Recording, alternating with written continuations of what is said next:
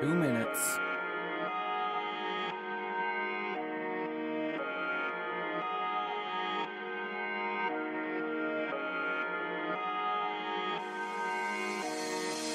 If anyone's on YouTube right now and can let me know that the stream is working in the chat, that would be great. Because on my end, it looks like there's like 50 YouTubes open.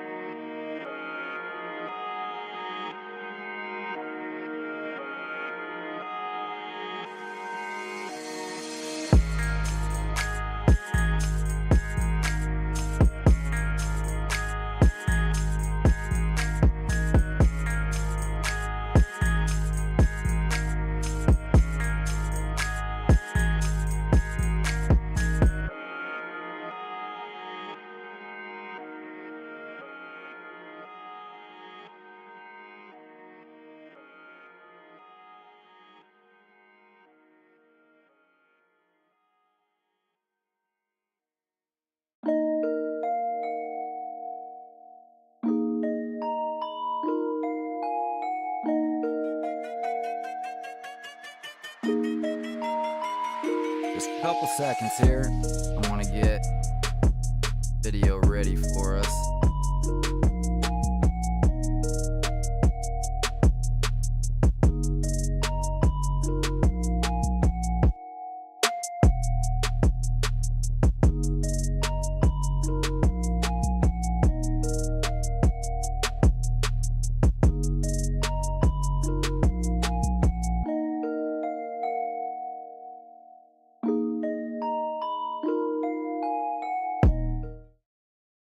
This is this between us. The number one podcast in the world. This is The JBU.Show featuring Austin, from the Miller Talk Podcast, Allen, the American Sincerest. and now your host, Cam Allen. If you think that I don't understand foreign policy because out of hours of discourse about international affairs, I pause to think about one of the most sensitive geopolitical issues that currently exist on Earth, I'm afraid the issue's not my understanding, but rather I swear the to God, problem I'm is not adding that perhaps sound. you've gotten adjusted to a president that never thinks before It's not he me. speaks and doesn't care about the implications of his words before he speaks on matters like these. And in fact, if you actually look at what Trump said about this issue himself, he actually had the same, if not a worse, answer. So ask yourself, why do you think the issues turn to that? And I'm going to tell you, it's because, frankly, there are very few people who are actually willing to challenge the foreign policy establishment that continues to send people to war and bankrupt our country for the rich. If you think that I don't understand foreign policy... That's what it is. All right, how's it going, everybody? My name is Chris, and this is the JBU Show. And joining me tonight, nobody. Alan, if you're listening, get on here, bud. I don't want to harass you when it's this late at night, so... But I did see that you did just message me back a second ago. So if you are up, feel free. People are waiting. I figured I'd open with AOC's meltdown tonight. I had a few different meltdowns we could open with. That is in response to her just utterly losing it at the what is it, the Berlin Security Conference or whatever it was. When they asked her about I don't remember what it was, Ukraine, Palestine, I don't know. I think it was Ukraine, and she went on for like 20 seconds of stalling before finally getting to one of the worst answers. Oh, it was Taiwan, that's what it was. Which was basically, I'm not going to give you an answer. Not that my answer there was any better. But notice the only option is to divert to Trump. Like, most people have moved on by now. What I don't understand about these people, and I feel like it has to be the narcissism, because what I don't understand about these people is if you just say nothing and wait a couple days, it goes away. Other things happen in the news. Yes, we made fun of you, AOC, last week. Haven't mentioned you since. But now we're here mocking you all over again because apparently it's just been front of mind for you this whole time. She's obviously not taking it well. As you could hear, I'm guessing that's her boyfriend snoring in the background, and she's up making videos because she just can't seem to get over it, apparently. Like, you had your big moment, you flopped, that sucks. Move on. It happens. I do this show for my own entertainment. I screw it up all the time. I try not to dwell on it. Bigger things, you know, are happening in the world. Not really today. There's basically no news today. Don't worry, I've got a full show for you anyway. But there's very little in the news today. Not too uncommon on the weekends. There's a reason most podcasters take the weekend off. But I know for me, especially when I was working 9 to 5 all the time, I hated that there was never any new content on the weekend, because usually by the end of Friday, I've burned through all the content from the week. So that's one reason why we prioritize weekends around here. For you, because we care about you. Now, you could show us the love in return by like and following the show. And don't forget to check out my co-host, Austin from the Miller Talk Podcast.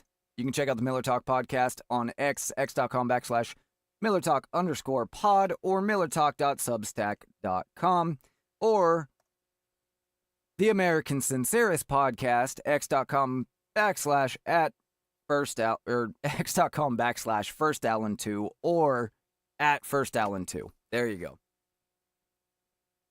All of that, and I didn't even get to this show. @JBU_show on X. There you go. All right, that's all of it. I promise we can move on now. You can see it down there in the corner. And I've got all kinds of videos and stuff. I tried to pull some videos before we got on because, like I said, there's not a lot going on in the news. We do have a couple stories.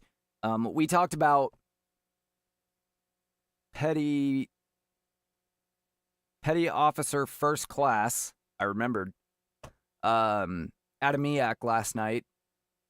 And that story is so important that I found another story that goes a little more in detail on ATF agent Bodell and how he fabricated evidence to put Petty Officer First Class Adamiak in prison for 20 years. So we will go through that in a little bit here tonight. I also have some stories comparing Japanese homeless. There was a mass shooting apparently in Virginia, 2 dead, 7 wounded. It's not really a traditional mass shooting though. Yes, under the GVA, that would be considered, Gun Violence Archive, that would be considered a mass shooting, but it's looking more like gang violence. So it's not what the rest of us mean when we say mass shooting. But I have some information on that as well. I got some stuff to make fun of Gavin Newsom in the Bay Area. And what else do we have? The Somali daycares in Minnesota were not, they were not happy or satisfied, rather, with just defrauding the taxpayers of Minnesota. Now they want a windfall for being called out for defrauding the taxpayers of Minnesota. They're suing. So we're going to point out some discrepancies there. Anyway, let's move on to our next video here. Oh, you know what? Let's start with this, because this is just absolutely disgusting, and it doesn't apply to us here in America, but it's just it's absolutely disgusting. You might remember there was a mass shooting about 2 weeks ago now in Canada. I believe it was in Toronto, but I'm not 100% sure on that. Tumbler Ridge, that's right. It was in Tumbler Ridge, wherever that is in Canada. Sorry, Canadians, we generally don't know anything about your country. Other than you like maple syrup, you're too polite, and don't really pull your own weight. Anywho, one of the 12-year-old victims of the Tumbler Ridge shooting was supposed to have her funeral this weekend, and they have now had to cancel the funeral because of death threats.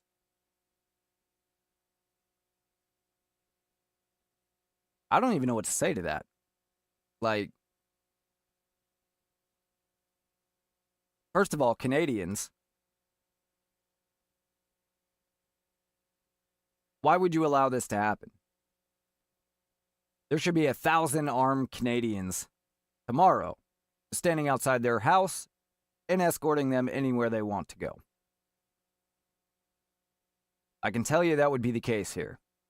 There aren't a lot of things that get conservatives to finally actually grab their guns and do something, but there are some things. This is one of them.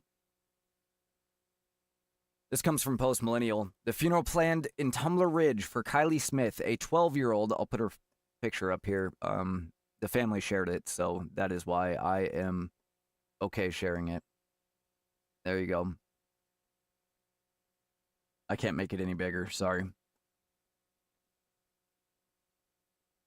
The funeral planned in Tumbler Ridge for Kylie Smith, a 12-year-old who was killed in the school shooting last week, has been canceled due to potential threats made against her family, according to a report by Tumbler Ridgelines. I'm not sure who that is. The local outlet reported that Smith's father revealed that there have been legitimate potential threats from, quote, direct threats made to our family's safety by a very dangerous person, and that, quote, we cannot risk any further endangerment to this community. A post from a funeral home showed that a celebration of life was planned for Smith on Saturday at the Trend Mountain Conference Center, open only to Tumbler Ridge residents, friends, and family. The family of Kylie wishes to extend their deepest and most heartfelt thank you to everyone who has shown love, support, and kindness during this incredibly difficult time, according to the obituary. Smith was one of 8 people who were killed in a shooting last week after 18-year-old trans-identifying suspect, just name I'm not going to read, killed his mother and stepbrother before going to school in town and killing 5 children and a teacher. Smith's father previously told CTV News that she was a beautiful soul, the victim. She loves art and anime, and she wanted to go to school in Toronto. And we just loved her so much, and she was thriving in high school. Smith's 15-year-old brother, Ethan, hid inside a utility closet during the shooting. The father said, I soaked in that moment watching them walk in the door together that morning. For whatever reason, I didn't know that it would be the last time. This is one of those things like, what do you say that is appropriate? I don't know. I just know that having to cancel the funeral for your daughter shouldn't be an option. And I'm not at all, putting that on the family. I'm not at all. I understand the father's trying to do the most responsible thing. I'm putting that on the community for allowing it to come to that.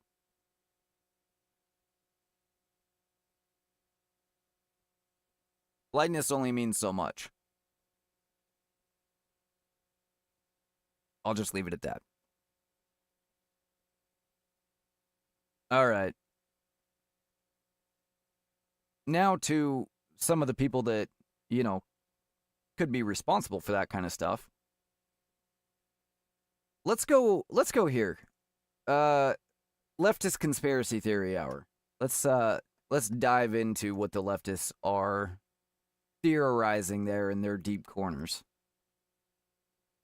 Did anyone else think it was weirdly progressive that Trump doubled the number of women in his cabinet from his first term to his second term? I always thought this was so weird, and especially after I watched the horrendous Melania documentary, I knew it wasn't because he just suddenly grew respect for women. So in case you weren't aware, his first administration was also record-breaking in the amount of women he put in his cabinet. Not that weird. It's just kind of what he does. But let's continue. So I was trying to think of other explanations, and I asked myself, because of course the explanation couldn't be that the women he put in his first cabinet proved to be very loyal and competent. It would have to be something else. this question: is Trump putting women in critical positions of power to take the fall for him? And hold on tight, because I actually think I can prove this to you. 9 out of the... Okay, so she is going to prove to us. She's going to prove to us that Trump is putting women in his cabinet to be his fall guys.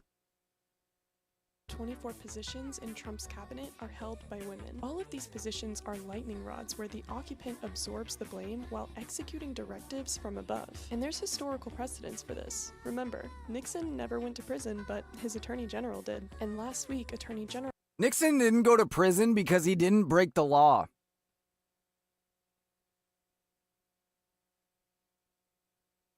Nixon had no idea that those idiots broke into the DNC in a clear frame job.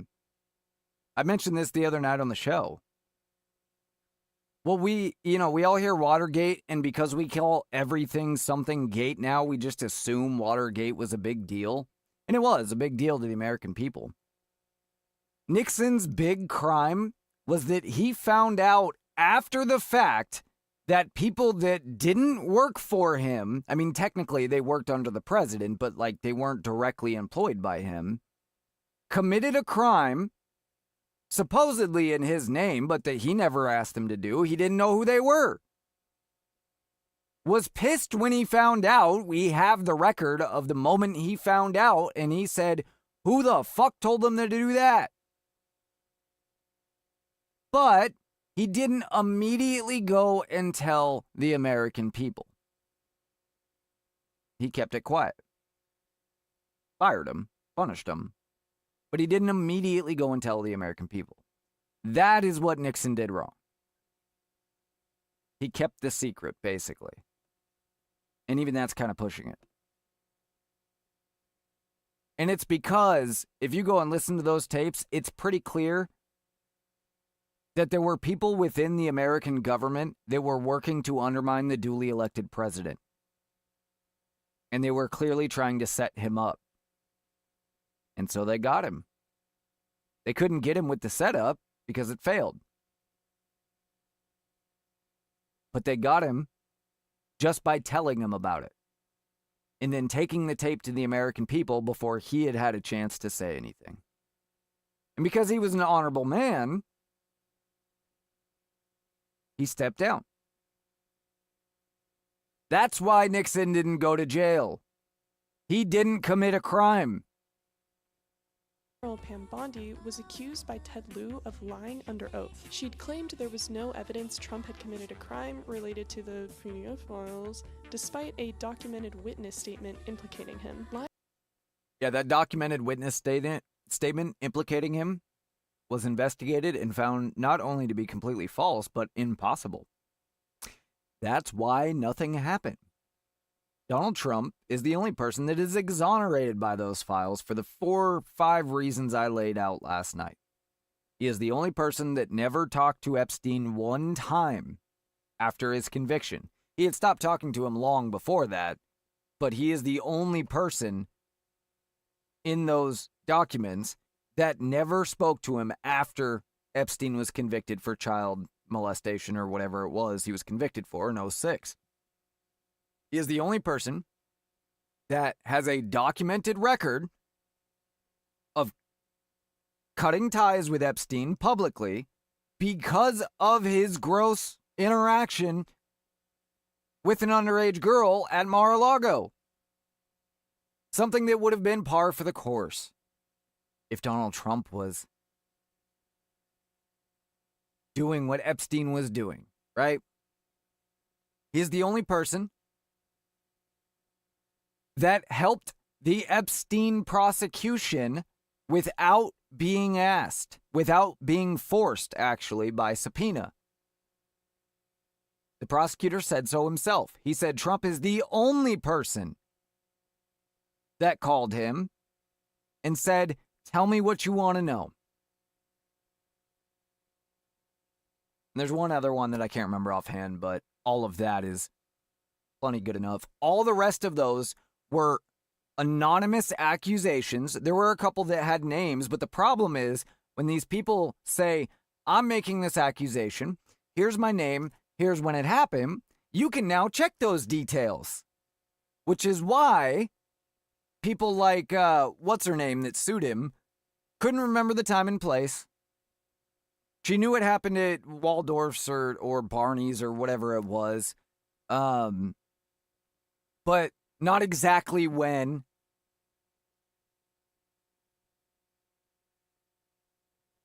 Couldn't remember any of those very important details because then you could prove her wrong.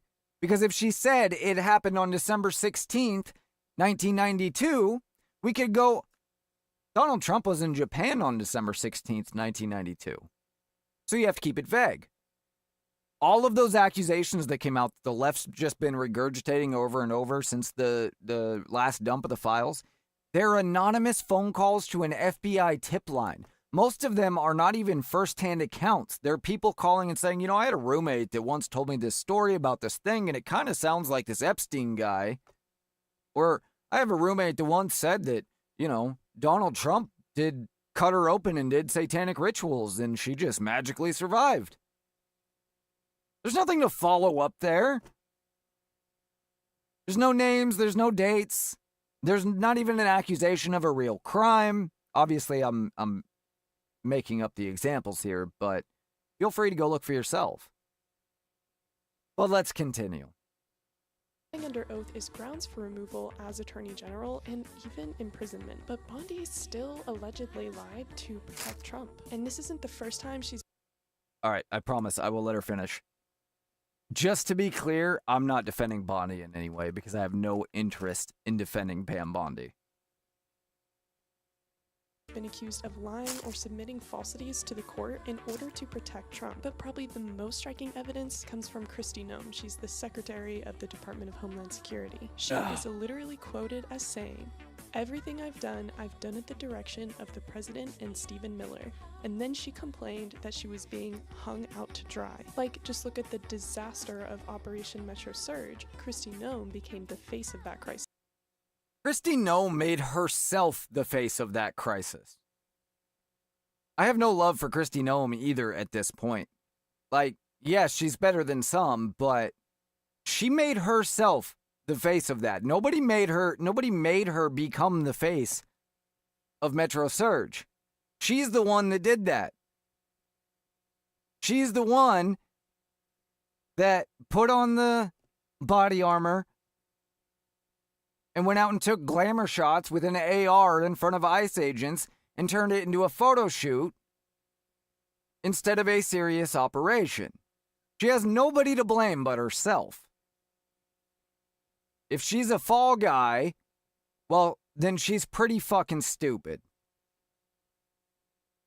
But in reality, she was just following Miller's directions, who outranks her on paper. So if the next administration is Democratic and they want to go back and prosecute on some of these incidents, Kristi Noem will be much easier to implicate than Stephen Miller. Why? It's if right Stephen there. Miller That's outranks her. Classic fall guy. And what about Caroline Leavitt? She's the youngest press secretary that doesn't in even make history sense. at age 27 and happens to occupy perhaps the most expendable lightning rod position in the cabinet. And it's likely that she was selected explicitly for loyalty. A colleague of Leavitt's explains that after January January 6, a lot of Trump's loyalists started to distance themselves from him, but Levitt drew closer. PolitiFact has already rated 3 of her statements as false, which is more than some of her predecessors have had over their entire tenure. And look, you might be thinking, isn't it kind of sexist for you to say that these highly educated women only got these jobs so that they could take the fall? And yes, it's actually very sexist. But good. I do Glad not you admit it. believe and am not claiming that these women fell prey to his scheme because they're women. There are many similarly intelligent. Let's figure out. and Okay, so she's putting a lot of stuff up on the screen without mentioning it. So let's see what she said here.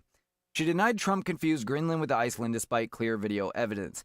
You know, I heard over and over that there was clear video evidence, but I never saw it. I'm not saying it doesn't exist. I'm not saying it didn't happen. What I am saying is that we watched on this show a lot of Donald Trump's speech about Greenland at the WEF.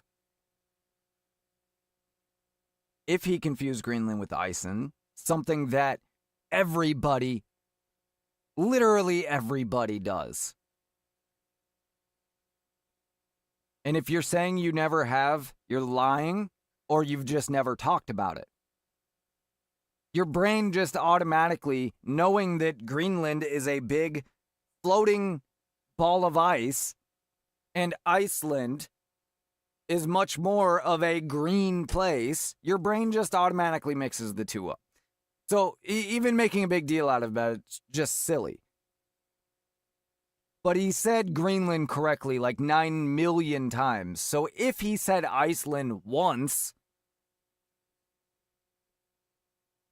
out of that speech, I missed it. Everybody watching this show missed it. Nobody was able to point it out. Next. She called Minnesota ICE operation that killed U.S. citizens a resounding success. That's subjective. She defended the deportation of Kilmar Abrego Garcia, first calling it an administrative error, then reversing that we did not make a mistake.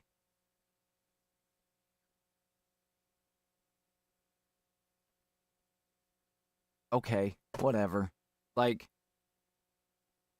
he's an MS-13 gang member.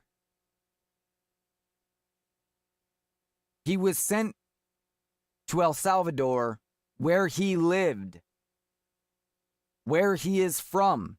Yes, he had a deportation order that had a note that said he's not supposed to go back to El Salvador. He's supposed to go literally anywhere else.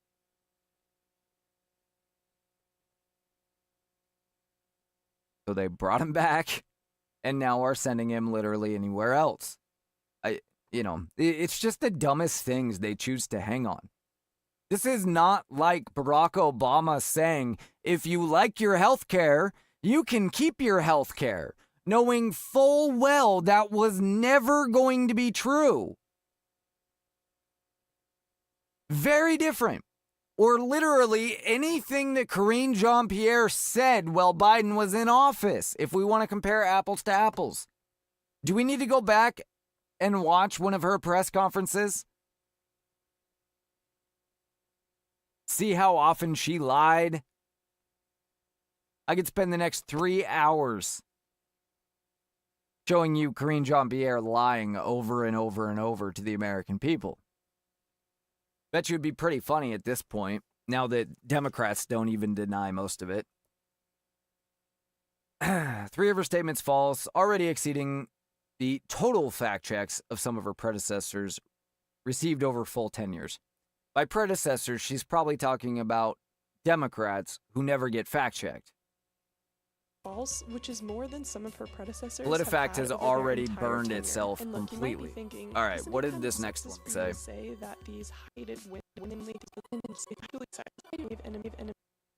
Gosh, I can't even read this one. Now, you might be thinking, isn't it kind of sexist? Oh my God, she's literally reading what it says on here.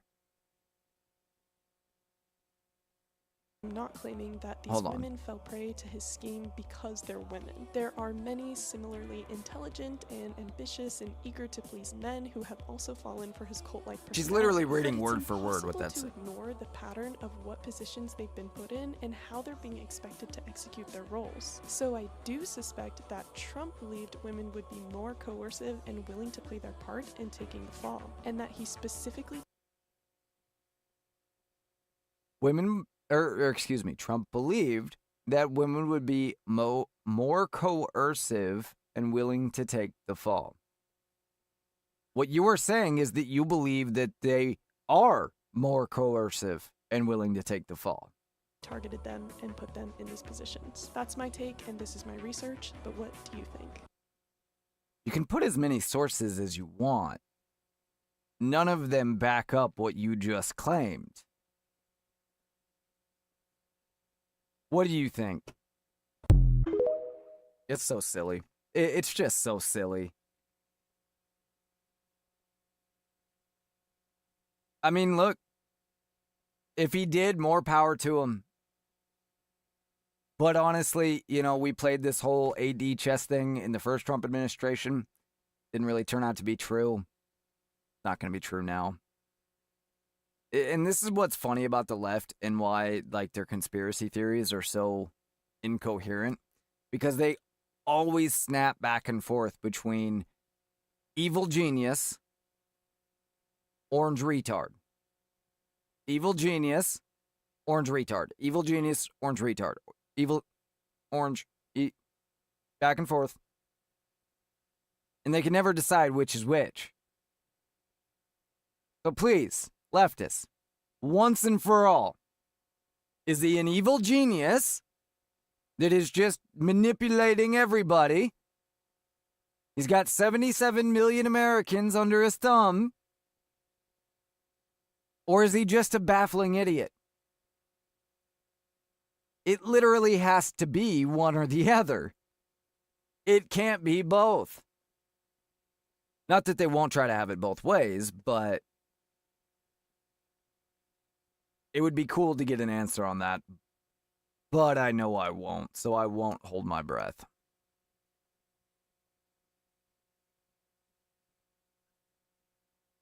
All right. Let's take a look at this one since we're on conspiracy theories. So it says, this age poorly. The person that posted this, at Liberty_LYSS. Liberty something on X here. Libertyless.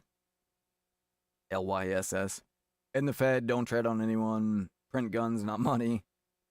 Into activist. I'm guessing that means internet activist, but I have no idea because I'm not down with the kids anymore.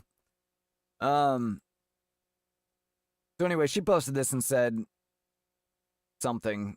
I still can't get over this. They really said we were detached from reality. So this is kind of the...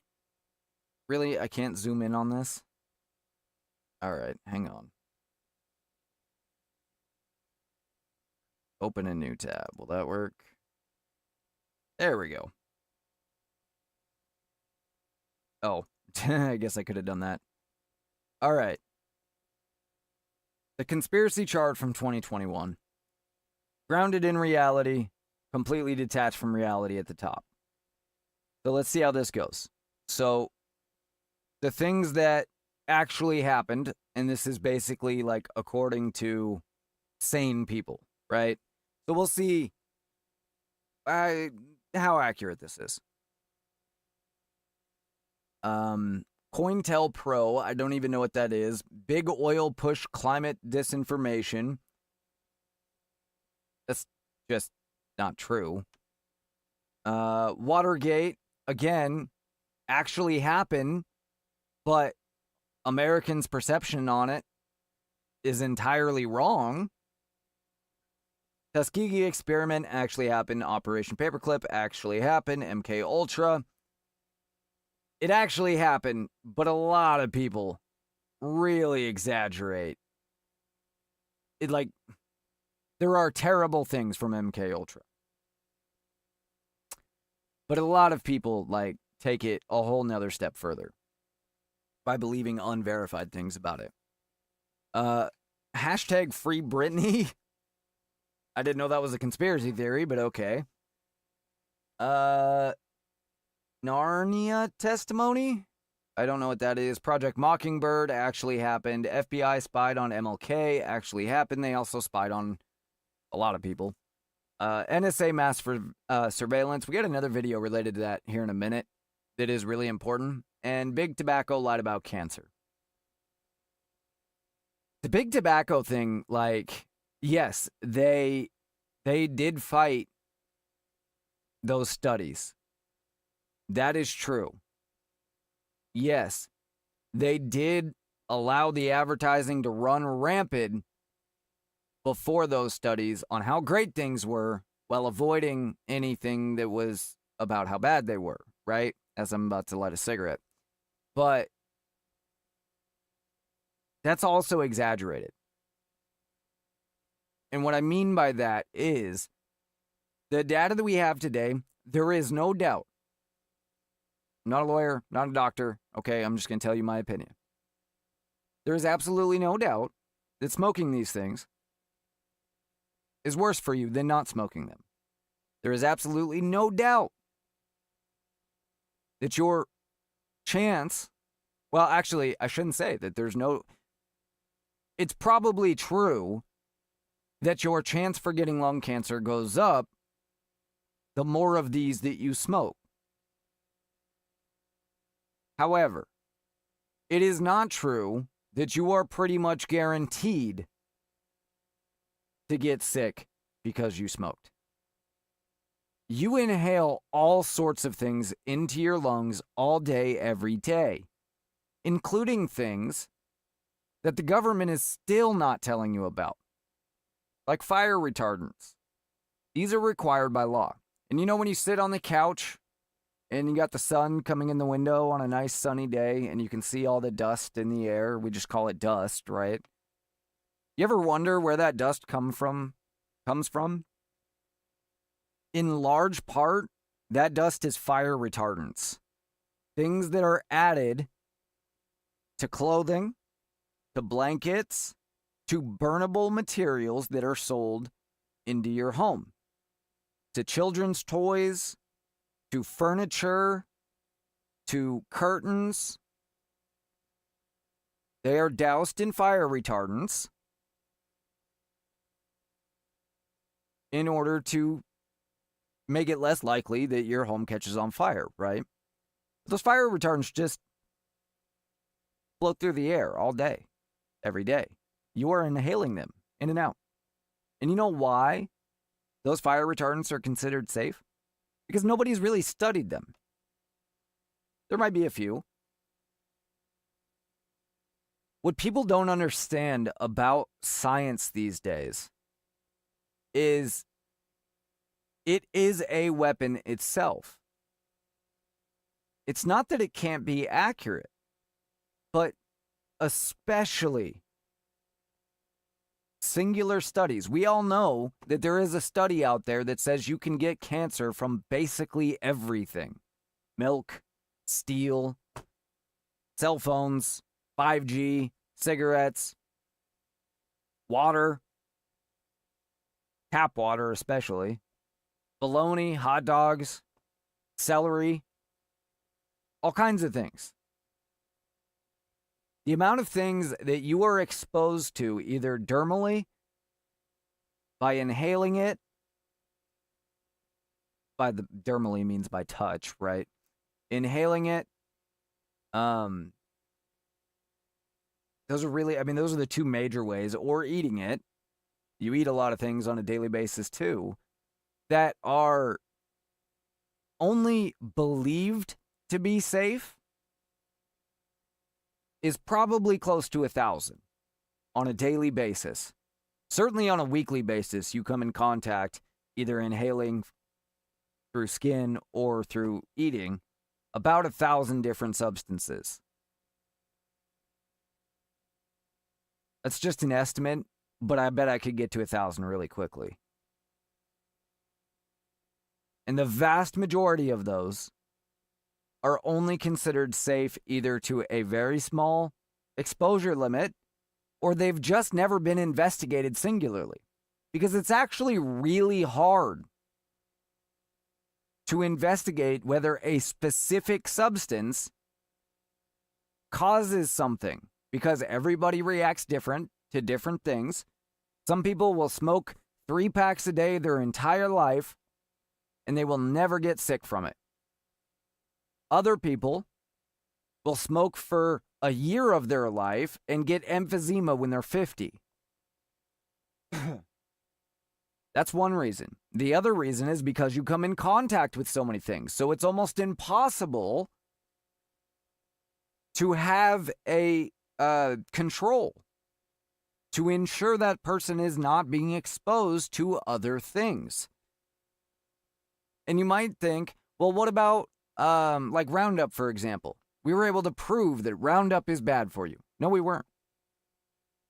In fact, you might not know this. There's a guy, does a show called Stu Does America. His name's Stu Bergier. Although I think he just started a new show. But regardless. He literally drank a cup of Roundup. I'm not sure why that idiot decided to do that, but he did. Because he was trying to prove the point that this stuff is not proven to be bad. Chances are it's not great for you. Based on the mechanism of how it works, it's probably not good for you. I certainly wouldn't drink any. But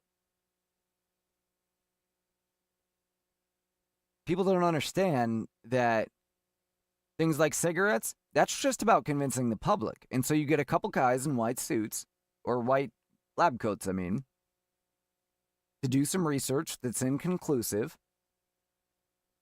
And they're willing to say for a big enough check that yes, the chances it'll give you cancer are pretty high. It's a non-specific answer. So there's nothing you can do. But most people are just willing to believe it because they don't know.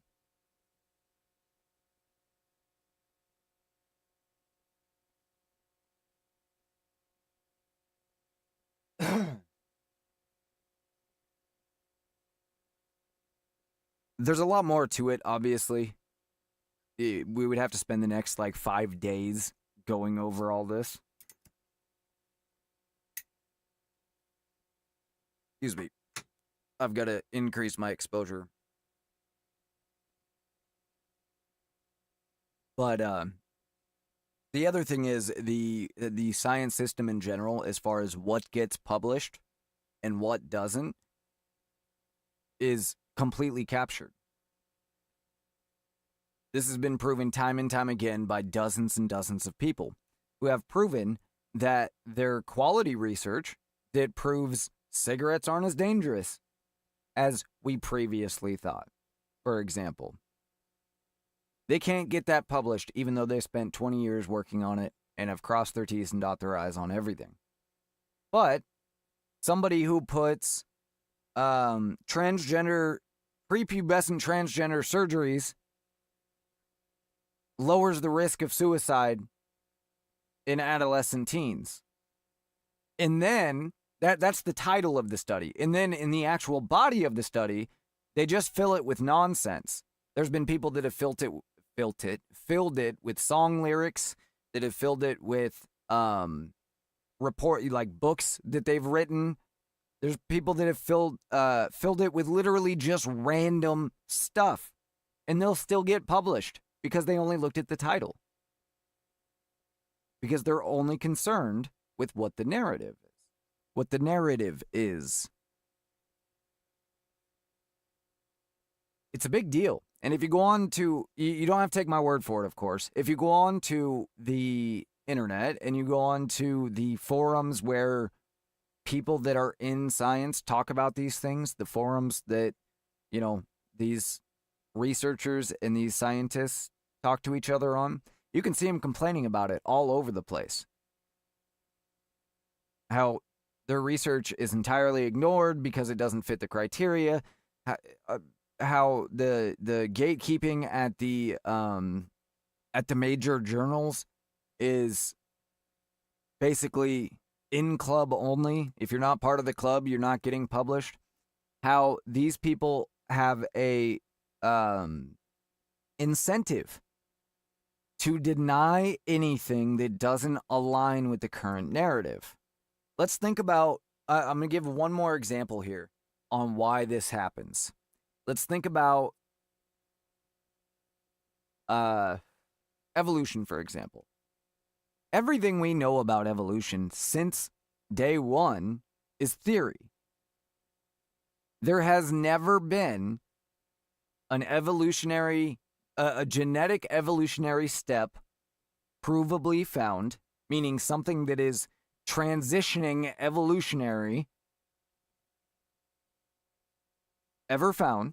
There have been many claims that, we found, a previous evolutionary form of a human, but then it turns out not to be. And that part doesn't get reported, of course. Only the, we found it does. There has never been, and there really is no way to prove most of these theories because we can't go back in time, right? I don't want to get too deep on it. Let's just keep it simple. So if you have a new competing theory on evolution, let's say, well, right now, the person that is most prominent in the evolution field of science, and this is true of all fields, is the person that has the most sound theory, right? It is the most accepted theory. So Darwin's not alive, but if Darwin was alive, he would be in charge of everything important having to do with evolution science. He would be in charge of all the journals and all of the awards, all of the decision making. He would be on all those boards and all those positions. Maybe not him alone, but he would be at the top of it. Well, if somebody down here at the bottom, especially who's just graduated, has come up with a groundbreaking new theory that entirely disproves Darwin's theory, that suddenly discredits Darwin's entire life work. That suddenly means that he would rise up and take that spot. And Darwin would be remembered as maybe the first guy, but a footnote compared to what he is remembered right now as the top. So why would Darwin ever allow this guy to publish his work?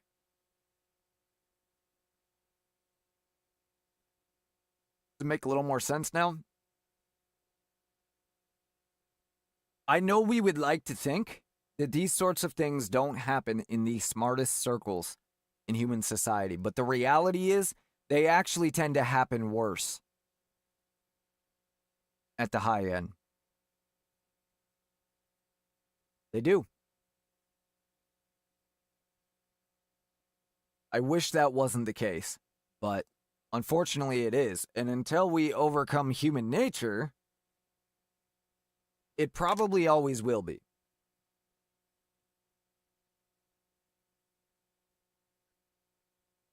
Back to our conspiracy board here. All right, so that's things that actually happen. Most of those are true. A couple of them I'm not familiar with. Things we have questions on. Area 51, there's nothing at Area 51. At best, they are testing military technology. My guess is that back in the 1940s and 50s, that is where our breakthrough technology was tested. At best. And I'm pretty sure that's where we tested those things. But the moment that Area 51 became folklore, it was no longer useful for that. Now, Area 51 is just a convenient place for the military because everybody focuses their attention on it, and you have no idea what the name of the actual secret facility is.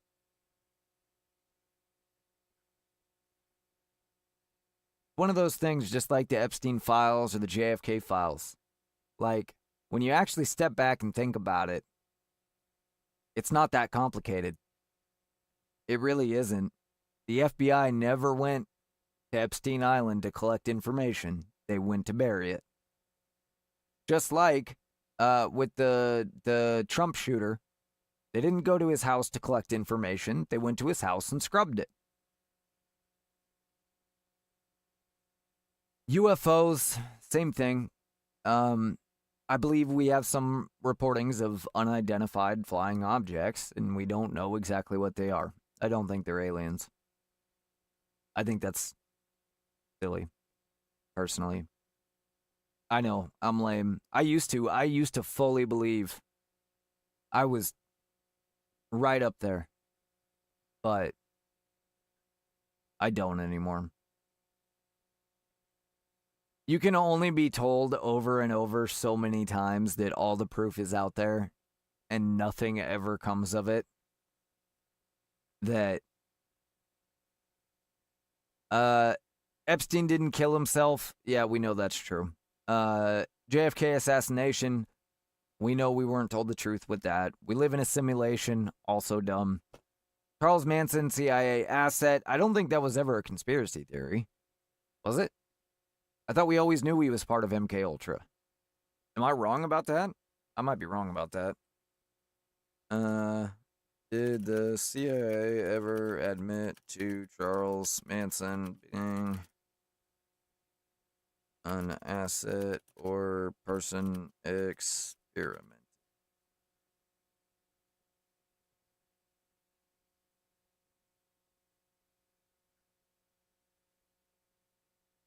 There is no evidence that the CIA ever admitted to Charles Manson being an asset or a subject in its MK Ultra program. While investigative journalist Tom O'Neill and others have speculated about connection, pointing to Manson's presence at the Haight-Ashbury Free Medical Clinic, where psychiatrist Dr. Lois Jolly West, a figure linked to MK Ultra, worked, these claims remain unproven.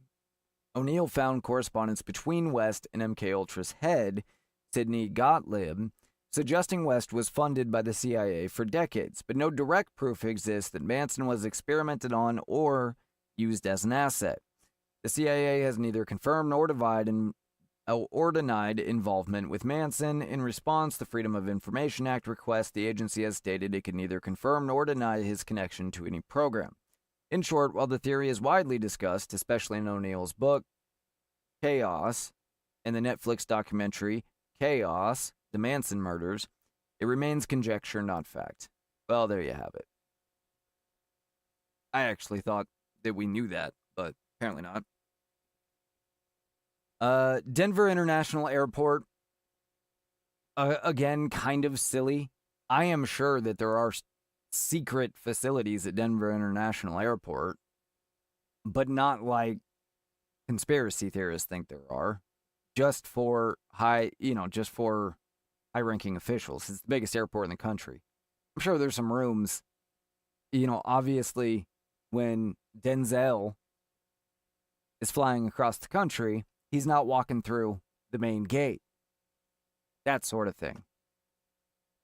And there might also be some, for government officials and stuff, for emergency provisions, things like that. But I don't know. Jimmy Hoffa disappearance.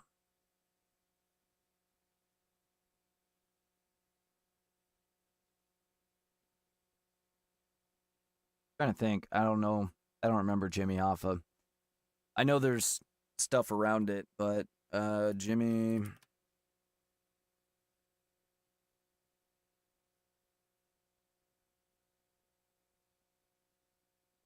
Hoffa disappeared on July 30th, 1975, after arriving at the Maucus Red Fox restaurant in Bloomfield Township, Michigan, for a scheduled meeting with a mob figure, Anthony Tony Jack Gilicone and Anthony Tony Provenzano. He was last seen in the restaurant parking lot around 2:15, having called his wife to say he was stood up and would be home by 4. He was never seen again. There's a good chance that either he was killed or he was running.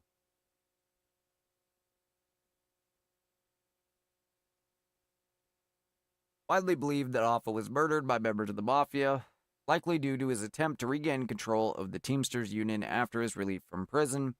His former ally Frank Fitzsimmons had been installed as president during his absence, and the mob reportedly preferred him over Hoffa. The FBI has maintained the case, and its open 1975 an FBI memo linked his disappearance to his efforts to return to power. In 2001, a DNA match was made between a hair found in his car, driven by Charles Chucky O'Brien, Hoffa's close friend, and Hoffa's DNA. O'Brien claimed he was delivering a salmon and that the car was borrowed from Joe, son of Anthony Giaclone, or whatever it is. Alacone, whatever. Fucking Italians. Over the years, investigators have searched numerous locations, including Giant Stadium near New Jersey.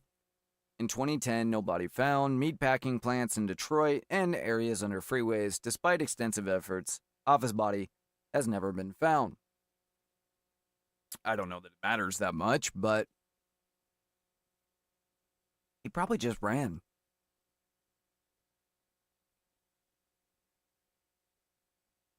Avril Lavigne replaced, so now we're into the reality denial phase. I'm not sure who made this list, but this certainly isn't how I would order these things.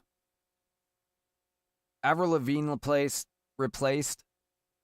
I do leave open to some degree the chance that there are celebrities specifically that, you know, fake their death, we'll put it that way, because they can't live in the spotlight anymore. I honestly think that's all it is. Like, I don't think it's anything nefarious. I think that I think that some of them get smart enough that at a certain point they make it into their contracts that when they're ready to be out, they can leave, and just standard like witness protection type setup, probably done, you know, in the private, but they fake their death, they change their name, they probably get some plastic surgery or whatever, and they just live out their days somewhere else.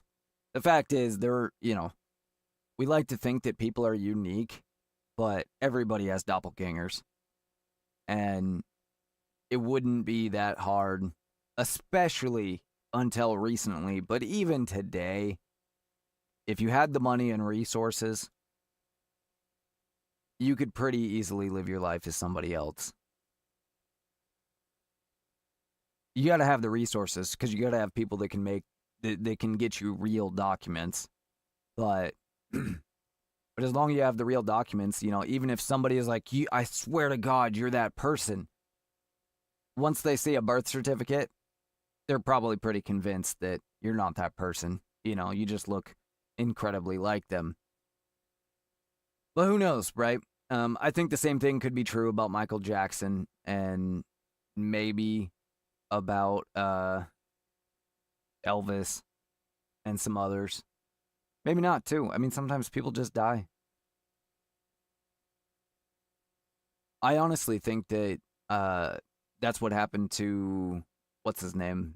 More my generation than any of them, except Avril Lavigne, I guess. Mac Miller. And I think that he pretty much says as much in one of his last songs. But it's just conspiracy. Greta Thunberg is a time traveler. That one's almost funny. Ted Cruz is the Zodiac Killer. Wasn't that Trump? Didn't Trump say that?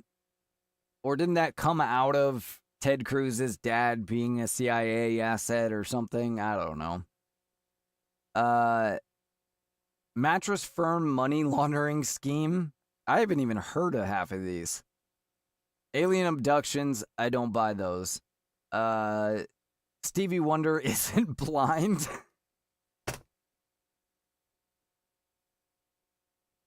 Stevie Wonder is blind, guys. Come on. What?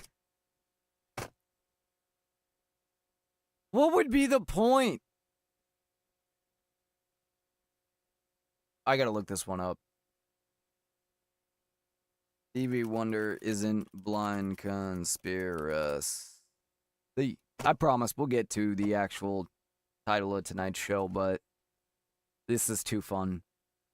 Stevie Wonder has addressed long-standing conspiracy theories claiming he is not actually blind, reaffirming that he has been blind since shortly after birth. The rumors, which have circulated for decades, suggest Wonder faked his blindness despite his extraordinary musical abilities as a singer, songwriter, and multi-instrumentalist.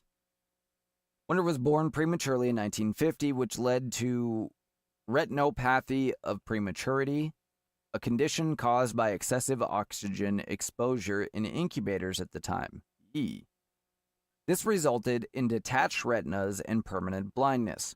He has consistently explained that he was not born blind, but lost his sight within weeks of birth due to the medical condition. In a heartfelt speech during his concert in Cardiff, Wales on July 9, 2025, Wonder directly confronted the speculation. Truth is, shortly after my birth, I became blind. And that was a blessing because it's allowed me to see the world in the vision of truth, of sight, see people in the spirit of them and not how they look. He emphasized that his blindness has shaped his perception, allowing him to connect with people on a deeper spiritual level. Whatever. I'm not. Kylie Jenner is a clone. Okay, I could see that one. Elvis lives. Even if Elvis is one of the ones that faked his death just so he could get out of the spotlight, he's not alive, guys. Titanic never sank. I fully believe this one. I 100% believe they swapped those ships. The fact is that, like, we have proof now. We have pictures of the other ship. For anybody unaware, they're not saying that a ship with the name Titanic on the side didn't sink. The Titanic was one of two sister ships that were built that were virtually identical. The Olympus, I think, and the Olympic or Olympus or something like that, and the Titanic. Titanic was the first. The Olympus came shortly after. There were slight differences between the two ships, though, including where certain portholes are and stuff. And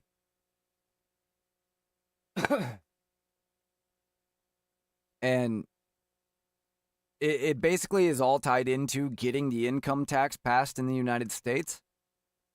And progressives in the early 20th century, who we know were doing lots of awful, shady things back then. And there's a whole story behind it, but basically they believe that they swapped the Titanic and the Olympus, the Titanic going on to be the Olympus for many years. I think it's still but no, they sank it somewhere after many years. I mean, it went on to work for many years, and then they sank it, I believe. But I can't remember what the significance was of switching the ships, but they needed to switch them for some reason. And there are photos that show which ship was which, long before the Titanic sank. Not long before, but before the Titanic sank. We have photos of the Titanic at the bottom of the water. And because of those minor differences in the two ships from the outside, like where the portholes are, it's pretty clear that the one that is at the bottom of the Atlantic Ocean isn't the Titanic. It's the Olympus.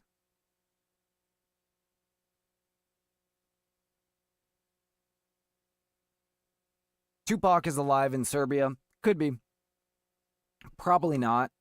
I tend to think that one is as simple as it's outlined, but it could be it could be another. For me, with the celebrities, I don't think I think it's possible, and I don't think it's that complicated. I'm pretty sure it is just simply that they make an agreement that at a certain point, when they feel like they've accomplished whatever they're trying to accomplish, that's their way out of the spotlight.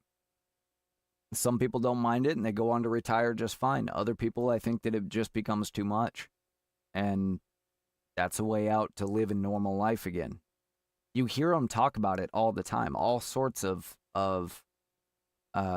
famous people, the type of people that are recognized no matter where they go in the world.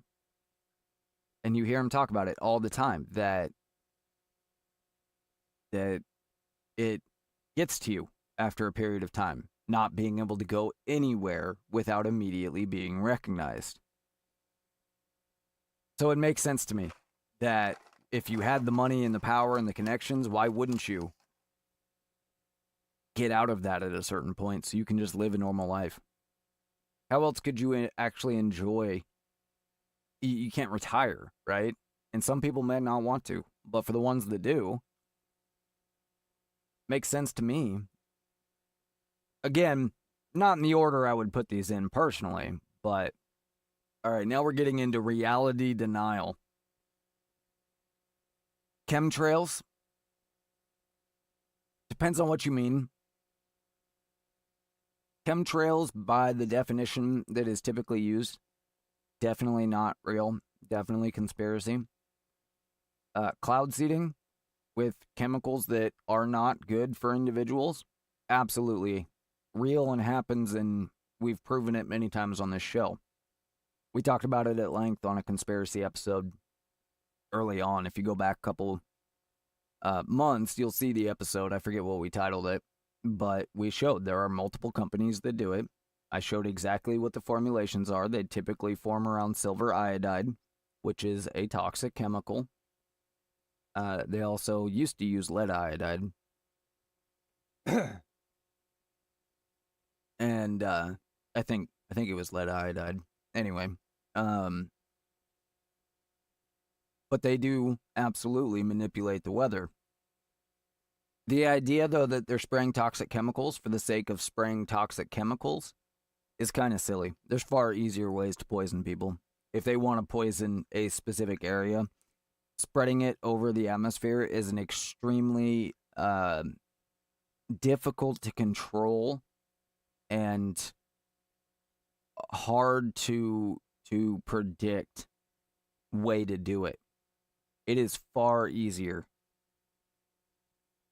A number of other ways. I don't want to give anybody any ideas, obviously, but if you put your brain to it, it wouldn't take very long to think of a number of ways that would be far more reliable and easier to do. If you dumped it into the atmosphere, your chances of actually getting your target area infected or sick with something are pretty low. Your chances of accidentally getting areas that aren't your target area are pretty high. You would need way more poison or whatever it is, biological agent, whatever it is, you would need way more of it than you would by virtually any other means. Most of which would just land nowhere, right? It, not directly in contact with anybody. And you're literally dumping evidence across the whole area. So just about anybody at any time could go back and test some soil or whatever and go, oh, somebody dumped poison across here. So it just doesn't make sense. Biden is a robot. That's a funny one, but I think more likely that they absolutely were using doubles for him. There's some pretty convincing pictures out there that show a latex mask and that show what appears to be two very different looking Bidens in public. And we all know that he was barely able to make appearances before he ever became president. He spent almost his entire campaign in the basement. He barely made speeches. Something that had never happened before. And thankfully for him, COVID was going on. So it worked out. Because it never would have worked out if COVID wasn't going on. But I think there's no doubt they were using body doubles. That's, a standard technique that's as old as time. I'm sure Trump uses body doubles. They just don't make speeches for him. Not significant ones, anyway. But it's a standard security technique. So it's not surprising to me that they would use them a little bit more often with Biden because they were having trouble with his health. COVID is a bioweapon. That was pretty obvious from maybe not day one, but pretty close. 5G is toxic. This is another one that, like, a lot of this just comes down to misunderstanding about the science behind things. The only thing you need to know that 4G can be toxic and 5G can be toxic is the little booklet that comes with your phone that everybody throws away. If you'd ever taken the time to read that, that's a warning pamphlet about radio waves. Not a secret. The question is exposure and all of that stuff, right? And it also comes down to different people. Some people are more susceptible to things like radio waves. My mom, and I never believed her when I was a kid until she actually showed me one time. She has fibromyalgia, which has something to do with the electrical signals in your nerves. It causes her phone to screw up the touchscreen on it all the time. I shouldn't say all the time, but when it's acting up really bad, her phone will just stop working or it'll start doing weird things that don't make sense.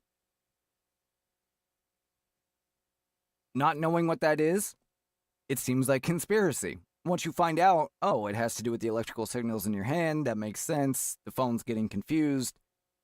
It's not that weird, right? Like, there's an explanation. It's kind of like ghosts. Like, once you realize that noise is just the furnace cooling down, or, you know, somebody left a window open and that created a draft that closed the door, it's not that scary anymore. Same sort of thing. Soy boys, I'm not even sure what that is as a conspiracy theory. Ancient giant trees.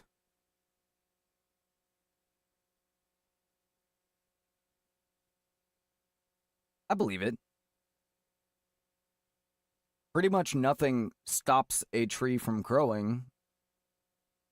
We know that there were some massive trees here in the Pacific Northwest. I can still go see the stumps. I can still go see some of the trees that are still standing because we did save some.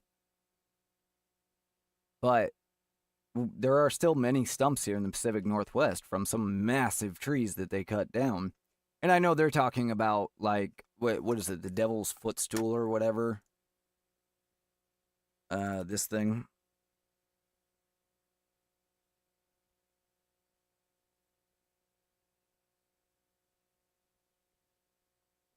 Let's see if I can pull it up here.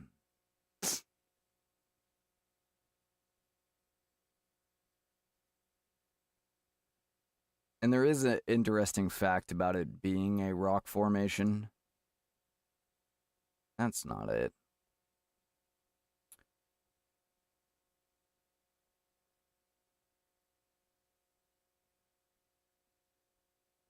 Really?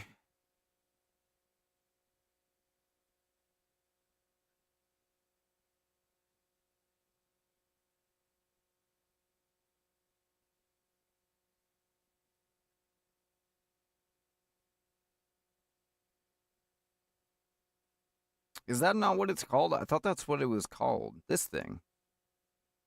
Oh, Devil's Tower. Okay, whatever.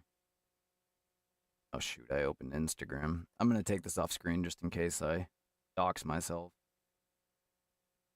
Oh, what the hell? This is really annoying.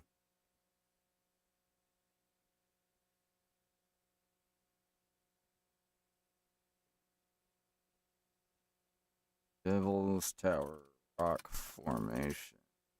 There it is. Okay, sorry guys. Just give me a big picture. That'll work. All right, there it is. I'll put it up full screen for a second.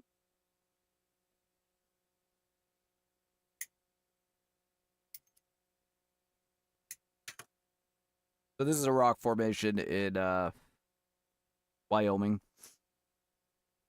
And there's one of the conspiracy theories is that this is a tree, and it quite clearly looks like a tree. And while it is obviously a rock formation, and there is apparently good explanation for how it formed as a rock, so I'm not saying I believe the conspiracy, but it's also true that trees in dry areas can be replaced, and it would make sense that a stump this big and thick would be replaced with rock. That's how you get petrified wood. And a lot of people think that petrified wood takes millions of years to form. That's not true. There are types of petrified wood that can take hundreds, thousands, or millions of years to form. There's types of petrified wood that can take decades. Here in the Northwest, the Puget Sound, it's not uncommon to find petrified wood that is not old at all. It's, 100 years old or 200 years old, or I don't know. I think it's decades. But it can happen very quickly, is the point. But here, I'll give you an example. Desert petrified forest. There's a petrified forest in, like, Texas or something.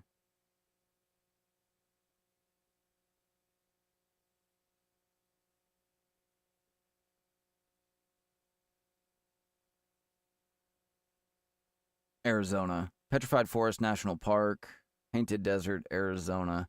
So you can see some of these logs here that are petrified. These took a long time to form, if I remember correctly. But there are places like in swamps and stuff.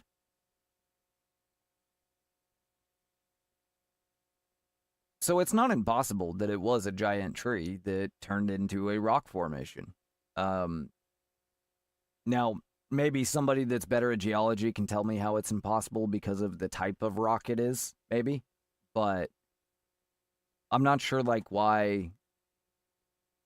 It wouldn't be shocking to me. Now, here's the thing, though, and kind of the thing about a tree that big.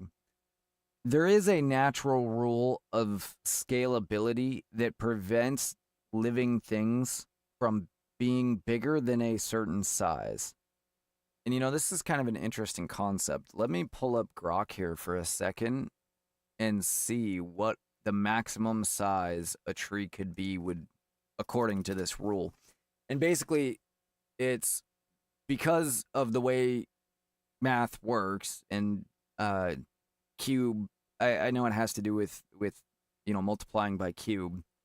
Because when you multiply a three-dimensional object, right, you're not multiplying 2 dimensions, you're multiplying 3. And it basically means that the mass of an object, I'm not a physicist, so forgive me if I get this a little bit wrong.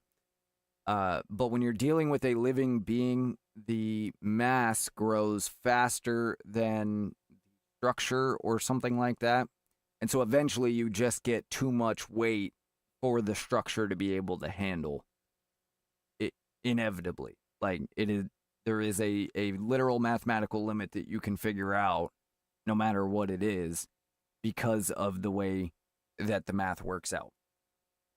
That's about as good as explanation you're going to get out of me. What mathematically is the theoretical maximum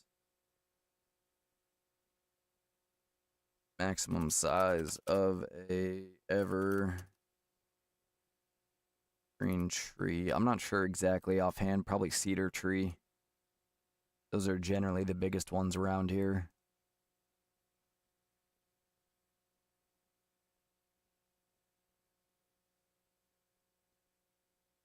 Particularly conifers like coast redwoods, which are among the tallest trees, is primarily limited by hydraulic constraints rather than purely mechanical ones, like buckling under self-weight. The key biophysical limit comes from the cohesion tension theory of water transport in xylem. Trees pull water up from the roots to their leaves via negative pressure, created by transpiration. As height increases, gravity adds a hydrostatic pressure drop of about 0.01 MPa per meter, plus frictional resistance along the longer pathway. Beyond a certain point, this tension risks causing cavitation or air bubbles forming, breaking the water column, severely limiting photosynthesis and growth at the top layer. A seminal 2004 study by Koch et al. On coast redwoods, sequoias, the tallest known evergreen species, analyzed gradients in leaf function, water stress, photosynthesis rates, leaf mass per area with width. The regressions estimated a physiological maximum of 122 to 130 meters, or roughly 427 feet in height. That's a big ass tree. Just to give you an idea, in like a regular forest that we log out of and stuff, so the trees are between, all of them are less than 100 years old, generally speaking. You're going to have 100, 150 foot trees. Even without mechanical damage like wind or storms, this aligns closely with historical and modern records. The tallest living tree, Hyperion redwood, is around 116 meters. Whew. And past giants approached 120 meters before logging or natural events. Mechanical limits, buckling under self-weight, modeled by Greenhill's formula, that's what I was talking about, 1881, predict much taller possible heights for sufficiently tapered trunks, often well over 100 meters in theory, but real trees don't reach those because of the hydraulic failure kicking in first. Studies show hydraulic limitation dominates for giant evergreens, though wind-damaged soil conditions or climate can impose practical lower caps. In ideal conditions, ample water, mild climate, and no extreme winds, the physics of water transport caps evergreen trees around 130 meters. Some models suggest slight variations with species or CO2 levels, but no major evergreen exceeds the physiological threshold in this nature. For visual context, here are some representative images of the tallest known evergreens and their scale. These show coast redwoods near their current real-world maximum, illustrating why pushing much beyond 130 becomes mathematically, biophysically prohibitive for water delivery. You didn't show me the images, Grok.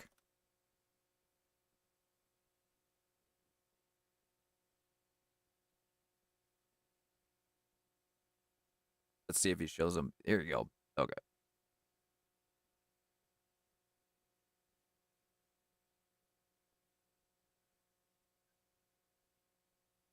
That's a big ass tree.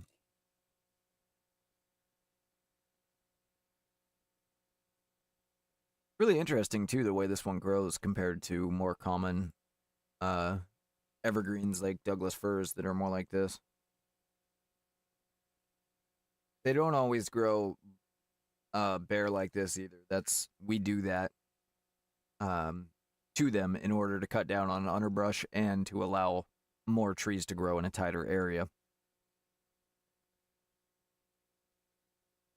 And to get straighter wood with less dots.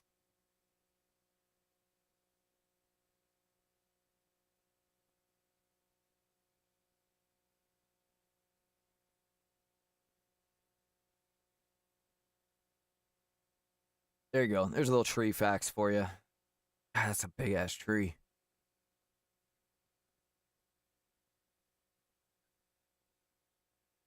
And to give you an idea, building wise, if a building is 10 stories, a 10-story building, that's about 100 feet. It's roughly 10 feet per story.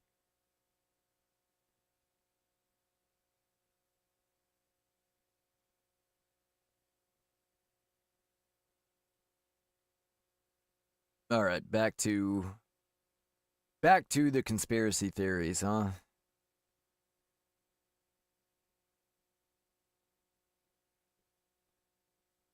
Just a second here, guys. Let's get them.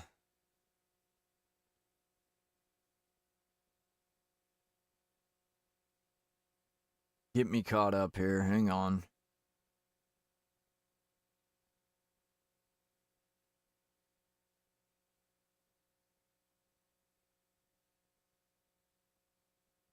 I know, super professional show today. I told you there was nothing going on.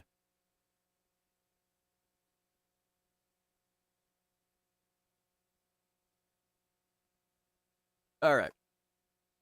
Back to our pyramid. Tarataria, no idea what that is. Jet fuel doesn't melt steel beams. So these are ones I tend to agree with. Conspiracy theories regarding the government, I'm more inclined to believe. Yeah. I don't believe that those towers fell because of the plane crashes. It doesn't make a lot of sense. It would make sense that the top of the tower fell because there was structural damage. It doesn't make sense that the entire tower would collapse because there was no damage at the bottom of the tower. If the damage was at the bottom, then sure, the entire tower could collapse. But Phantom Time, no idea what that is. The U.S. presidential election was stolen. Again. Antifa did January 6th. That's giving him a little too much credit. January 6th clearly wasn't what it was claimed to be, but that's giving Antifa a little too much credit. RFID tracking devices in bras. People. Okay, RFIDs only work over a short distance. Now, there is some theories that they can be tracked from satellites. That's possible. They don't need to track your bra. You carry a phone with you, and it emits your signal way easier than an RFID. Second, what you're finding in your bra is not an RFID for tracking. It's to prevent you from shoplifting it, you little thieves.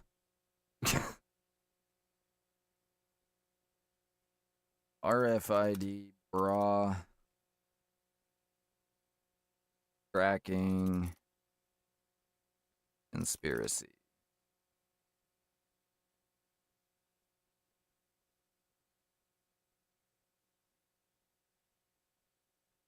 RFID tags in Victoria's Secret bras are not used for tracking customers despite viral conspiracy theories. The tags are passive UHF RFID chips used solely for inventory management in stores.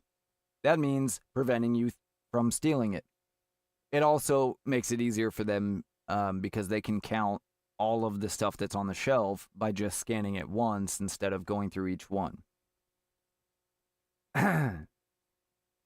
In stores, common practice among retailers, Walmart, Target, Nike, etc. These tags have no battery and only function when scanned by a reader within about 15 feet. They do not work well near water or metal, making them ineffective for tracking people. Experts include Justin Patton from Something confirm they cannot be used maliciously or to track individuals after purchase. Victoria's Secret has denied the claim, stating the technology helps ensure product availability. The rumors gain traction from social... Yeah, but what is the theory? This probably just is somebody that was trying to gain some internet clout, but... RFID bra tracking conspiracy theory claims that Victoria's Secret embeds tracking chips in its bras to monitor customers, often linking the idea to sex trafficking or government surveillance. The theory gained traction in 2020 through a viral TikTok and Facebook video. Shocking. When users cut open bra tags to reveal small metallic chips claiming they were spy devices. Some versions tied the tags to QAnon, alleging the conspiracy owner uses the chips to track women and children for trafficking. One post claimed the founder buys people's souls, and that the tags are only in lingerie, suggesting a targeted, sinister purpose. Experts and fact-checkers universally debunk this. Yeah, if you check, a lot of these things are in most of the clothes you buy these days. And there's no, like, don't let that freak you out either. There's nothing that emits a radio signal. It's literally just a coil of wire. That's all an RFID chip is. It's a little coil of wire and like a tiny little plastic silicon but board. It doesn't emit anything or anything like that. It has to be scanned with something with radio. Now, could theoretically somebody scan the chip that's in your clothes and then program that into their scanner to track you? Possibly, unless they just use like a common number because of the type of clothes, meaning it's not actually unique for each piece of clothing. But somebody would still have to be targeting you specifically.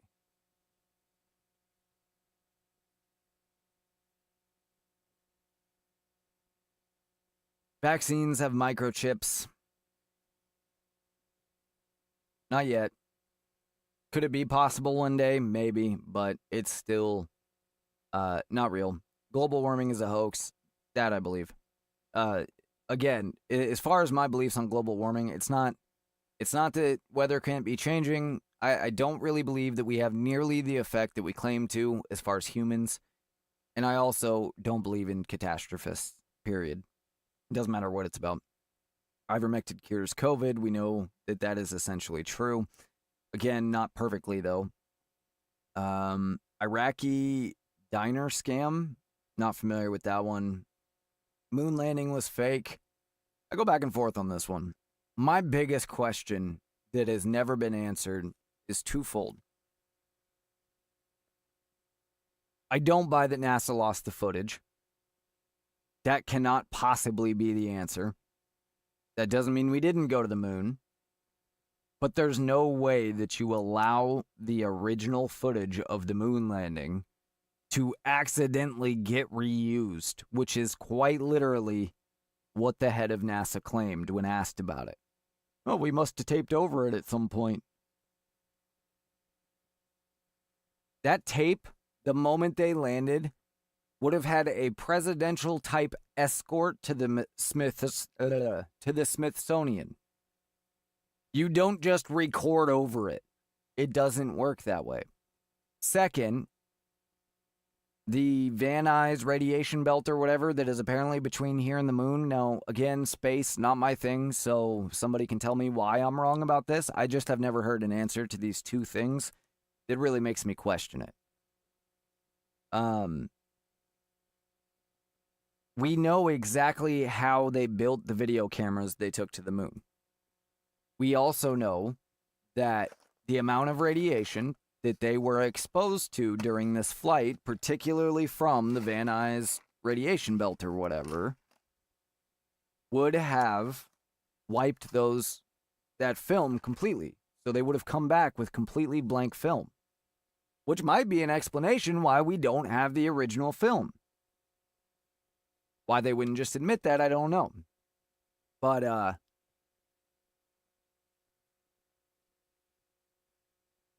there was nothing special that they did to protect the film from the radiation. So there's pretty much no question it would have been erased if it existed. That is something I would like an answer to. I still kind of withhold judgment. One day we should, pretty soon, have the ability individually to look at the moon through a telescope or whatever and see the landing site. We either will be able to or we won't be able to. And that should at least answer that. Wayfair trafficking? I don't know. It's definitely possible. It wouldn't surprise me.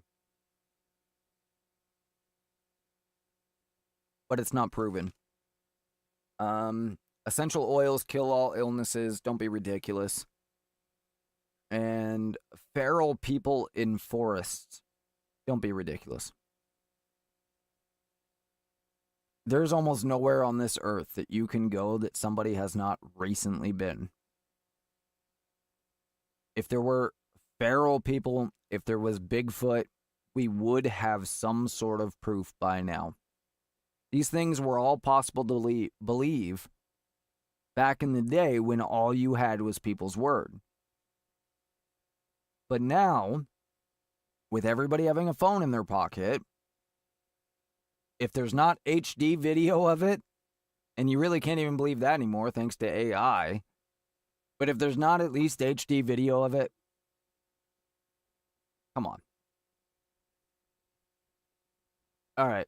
Anti-Semitic point of no return. QAnon. Again, let's not be silly now.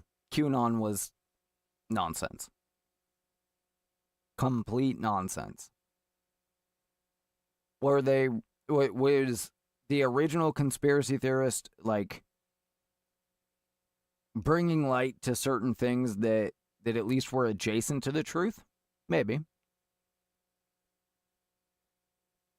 But he proved himself nonsense the more he kept opening his mouth. Great replacement? It depends on how you want to define it, sure. But there's no doubt that they are trying to bring in as many people as possible to be a new voting base. Do they see it as trying to replace the white race? Not necessarily. Is that functionally, and I shouldn't say white race, Americans? They might not see it that way, but is it functionally that way? Yeah, basically. I mean, Hollow Earth. This one, like, I'll leave it open that it's possible.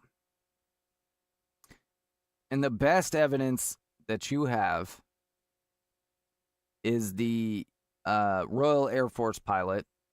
This guy was a commander, not the type of guy that would make up stories. That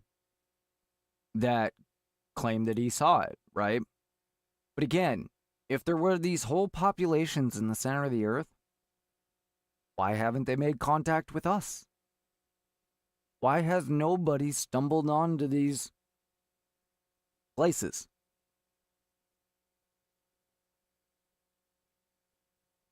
More than likely, even though this guy was not the type of guy to make up stories, he just found a way to make some money in his retirement and had a big imagination. Often the simplest answer is the most likely one. Nazis on the moon. You don't believe we went to the moon, but you believe there's Nazis on the moon? They're definitely in Argentina. They're not on the moon. Trans Agenda, New World Order, Deep State, Pizzagate. We talked about that one the other day. Flat Earth. The Earth's not flat. Secret satanic rituals. George Floyd crisis actor. It was weird that sheriffs were in the ambulance that came and got him.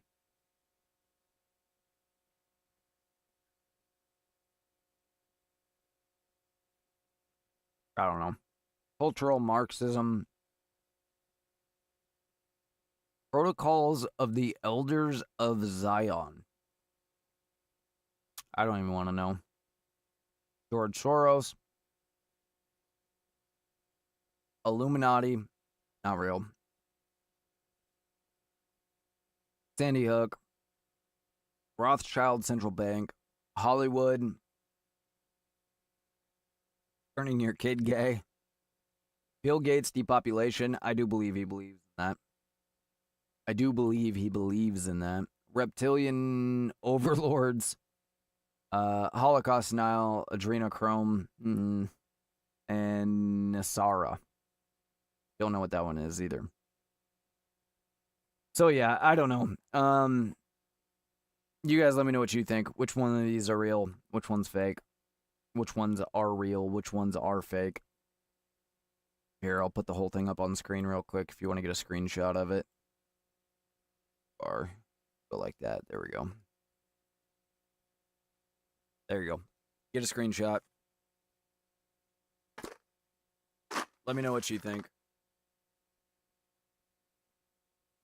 Let's move on to our headline story for tonight, shall we? Back to the main feed here. There we go. Put it up. All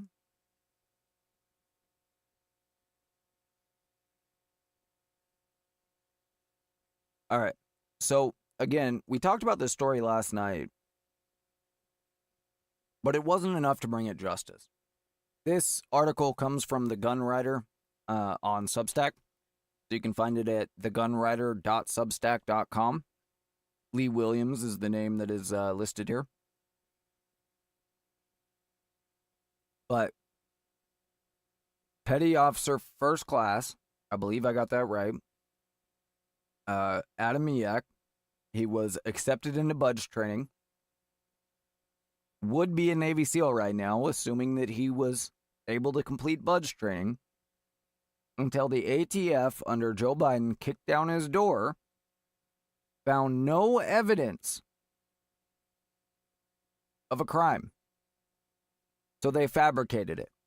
In particular, a specific officer of the ATF fabricated this evidence.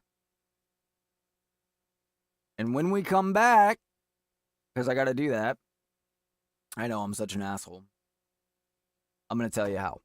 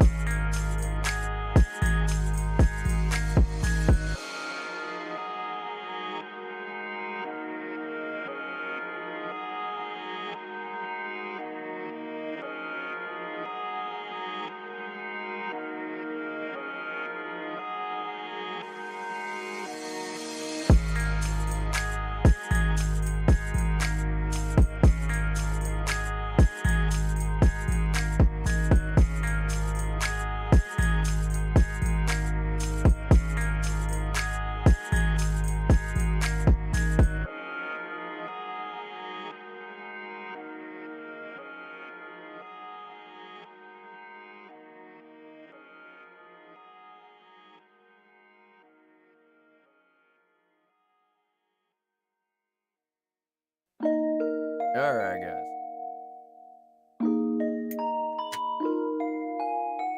We're back. Back at it. Now let's talk about how the ATF framed Petty Officer First Class Adamiak and put him away for 20 years.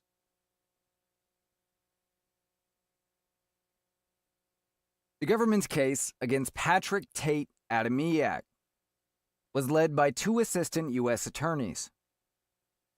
But their main witness became the real reason why a jury found Adamiak guilty and the federal judge sentenced him to 20 years in prison. Part of the reason this story is so outrageous, by the way, is because this means that the ATF, the DEA, the FBI, they could go after anybody, anytime, based on common items you have laying around your house. And understand, you might hear some of the items in this case and go, well, I don't have things like that. Doesn't matter. And I'll explain it as we go through it. But it doesn't matter. They will be able to take any common item around your house, especially if you legally own a gun, and put you in jail for 20 years.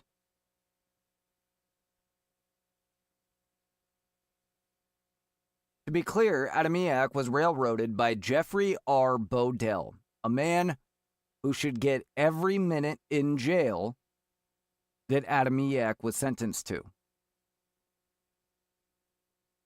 ATF Special Agent Jeffrey R. Bodell should be sentenced to every minute of prison time for every person he has helped lie to put in jail, especially because he is the one that actually committed the crime. He works out of a small ATF office in Martinsburg, West Virginia. I don't know if that's still true, but that's according to this story. According to documents obtained by the Second Amendment Foundation, Bodell is an ATF Firearms Enforcement Officer, or FEO, who has worked in the ATF's Firearm and Ammunition Technology Division since he was hired in November 2020. I've always wondered what kind of person it takes to take a job like this anyway. When he took the stand to testify falsely about what he did to Adamiak's firearms, Bodell had been an ATF employee for less than 2 years. Most damning was the fact that this was his first time Bodell had ever testified at any trial. Bodell's inexperience was not missed by Adamiak's defense attorney, Larry Woodward, according to a transcript of the trial. Mr. Woodward: Good morning, sir. My name is Larry Woodward, and I represent Mr. Adamiak. My question is, have you ever testified as a witness expert witness before? Bodell: I have not. This is my first time. Woodward: This is your first time? Bodell: Yes, sir. Woodward: Okay, thank you. I don't know that we needed that exchange, but according to his curriculum vitae, I'm not exactly sure what that is, but in December 2011, Bodell earned a Bachelor of Science in Criminal Justice from Shippensburg University, which is located in Shippensburg, Pennsylvania. However, school officials did not return calls seeking to verify his degree. Bodell also states he obtained a diploma from a master gunsmithing program in May 2017 at the Pennsylvania Gunsmith School. That's located in Pittsburgh. However, school officials also did not return calls seeking verification. After earning his gunsmithing degree, Bodell's CV shows that he worked at 3 gun shops, but for short periods of time. He claims to have worked for Lebo's Gunsmithing in Shippensburg for 10 months, Legendary Arms Works in Harrisburg for 16 months, and then he ran his own gun shop called Bodell Custom LLC for 17 months in Shippensburg. After closing his own gun shop, Bodell went to work for the ATF. Goes to show you that not everybody in the 2A community is actually in the 2A community. Or, even if they are, they have no problem selling out a fellow gun owner to make their bones, to make their career better.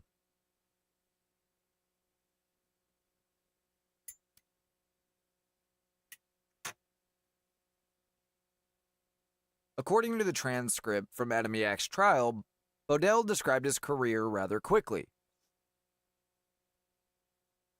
This is from the transcript. He said, I attended Pennsylvania Gunsmith School, where upon graduation I worked for a small gunsmithing shop for a good year and a half, conducting general gunsmithing. After that, I worked for a semi-custom production bolt-action rifle company, making rifles for a year and a half. And then after that, I had my own gunsmithing business based out of my house. The excerpt from the trial states, I can tell you right now, if I was Adamiak's attorney, I immediately would have asked him some basic gunsmithing questions. I don't buy it for a second.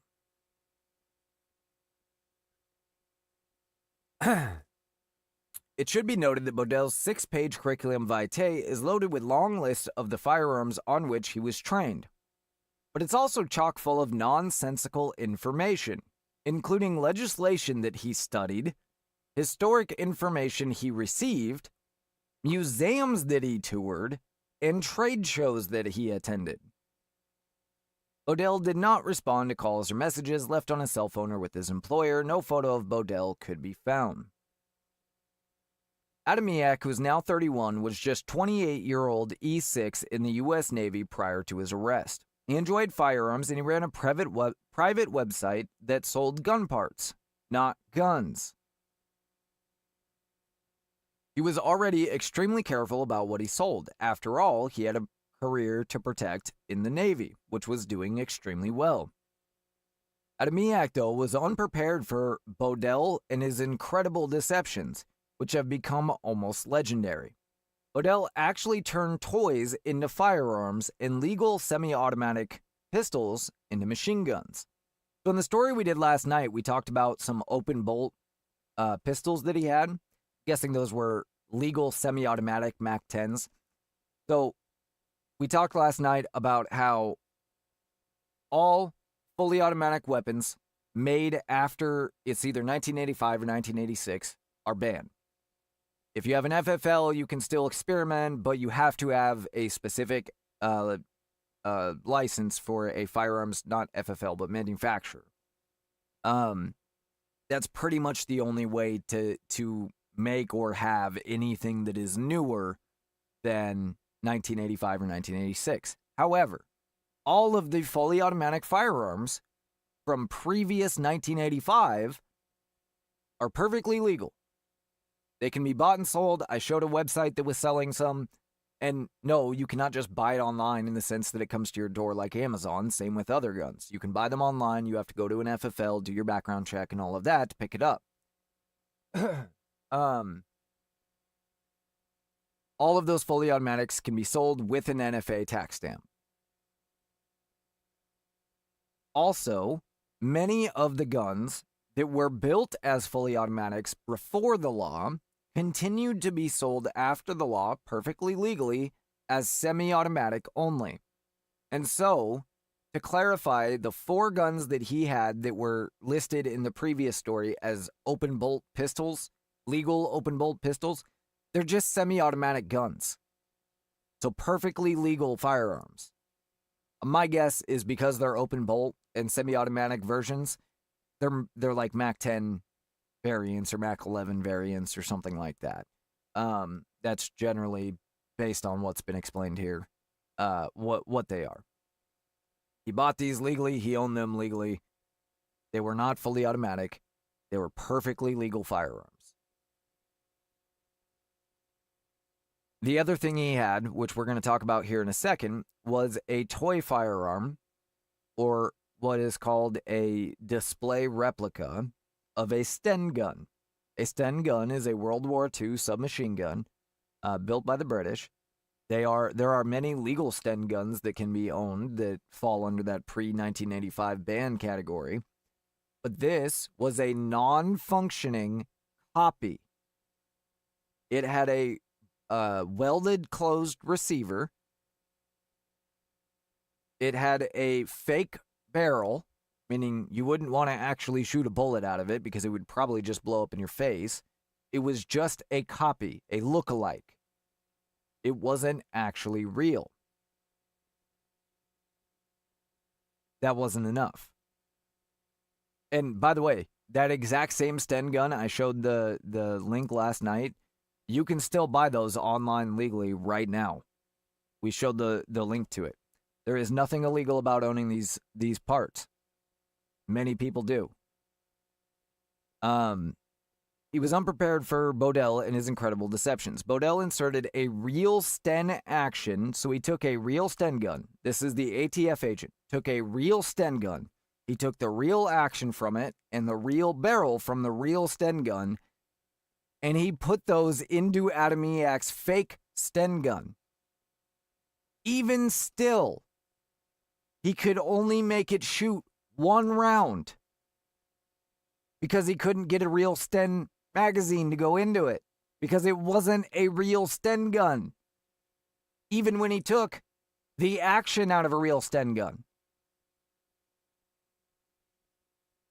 There's nothing illegal about that.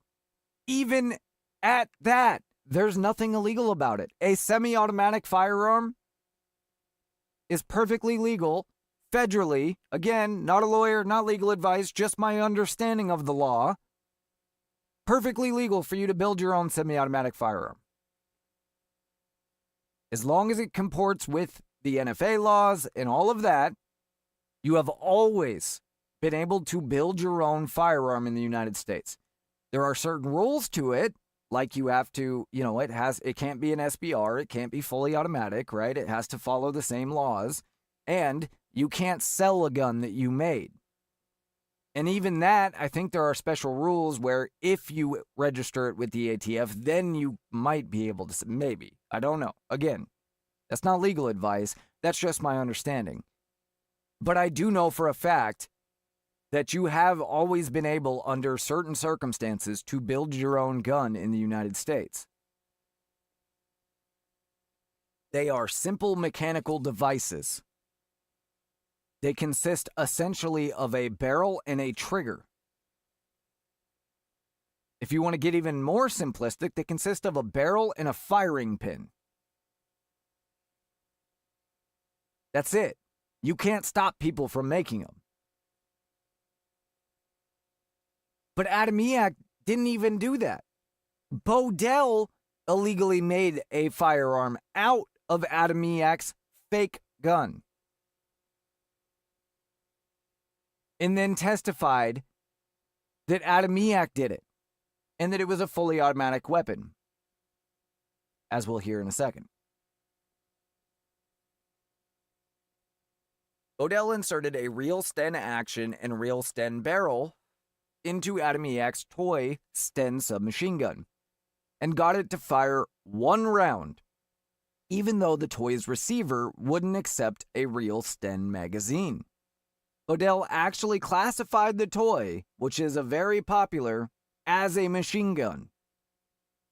Bodell fired 5 of Adamiak's very expensive and extremely collectible legal semi-autos, which fire from an open bolt.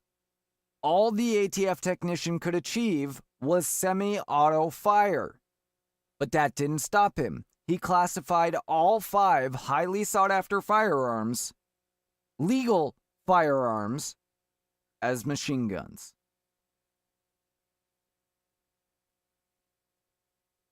Bodell ruled that several receivers had been cut in half were actually machine guns. This is another common thing among collectors. Because you can't own historical machine guns, without special rules at least. Again, if they're made before 1985, you can, under special conditions. But to get around that, because some people just want to own the history, they don't actually care whether or not it functions, you cut the receiver in half, it's no longer a gun. It no longer functions and is perfectly legal. The ATF is the one who made that ruling. just like they did under Joe Biden with the pistol braces. The ATF is the one that said if just because you put a pistol brace on an AR pistol does not make it a rifle, even if you shoulder it. And then they just decided one day, after allowing millions to be sold, nope, never mind, it is an SBR. Thankfully, they were forced to reverse that thanks to Trump winning. Didn't do any good for Adamiak. Odell ruled that several receivers that had been cut in half were actually machine guns. The same parts are still legally sold online and do not require an FFL or any paperwork because they are non-functioning. They're essentially hunks of metal. Next are RPGs. And I know what you're thinking, but wait. The worst thing Bodell told the court were his misconceptions about two inert RPGs. Now, these are not the warheads themselves, so I'm going to pull up a picture of an RPG again. Because it is necessary to understand what we're talking about here.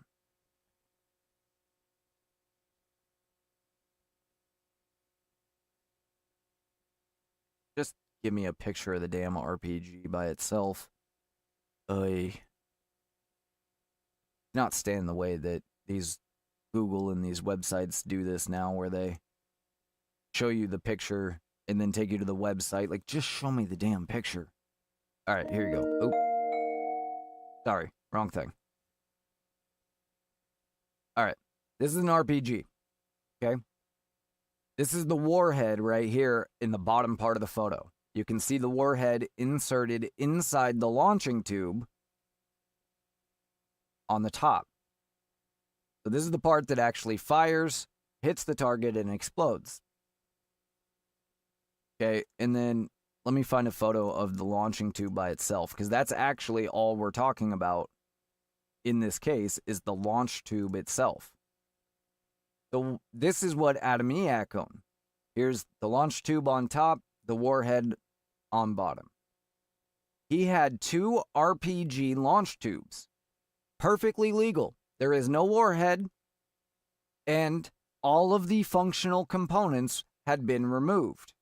He didn't have them, they just weren't there. You can go online and buy these today, just like you can buy training grenades from any military surplus store that don't have explosives in them. They're inert. You take out the deadly part, and it's a perfectly legal hunk of metal. That's exactly what this is. It is literally a metal tube with a wooden handle on it. All of the trigger components had been removed, and I don't think there was even the sighting components based on what they're describing. Not that that matters. Either way, it's not functional. It's just a tube of metal at that point.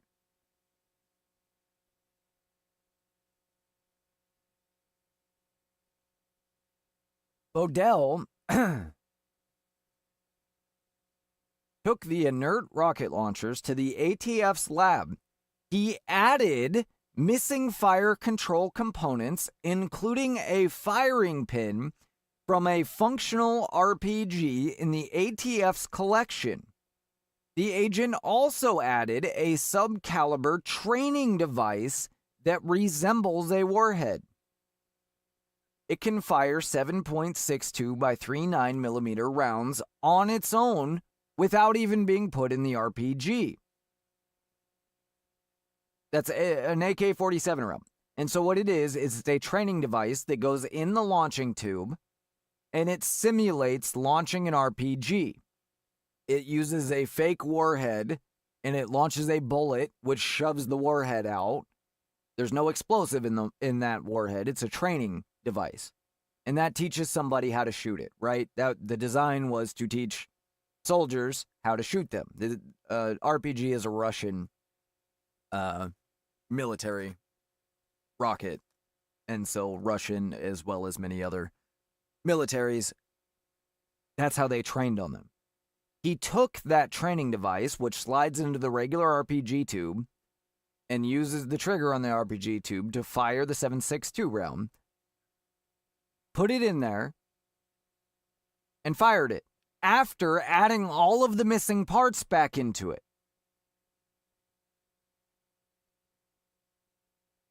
And based on that, categorized it as a destructive device. He added parts that Adamiak never even owned. Parts that don't even actually go to the RPG itself, let alone would allow you to fire a functioning RPG warhead. At best, even if Adamiak had those parts, he would only be able to fire the dummy training warheads that have no weapon in them. But the fact is, it was ATF agent Bodell that put those pieces in. He is the one that broke the law, not Adamiak. The law very specifically states it is the person that does it that is breaking the law. Now, Adamiak would have been breaking the law had he owned it in that state, but he didn't. Bodell admits that he had to make these changes to it to make it operable. And it still wasn't operable, it was just operable for a training round.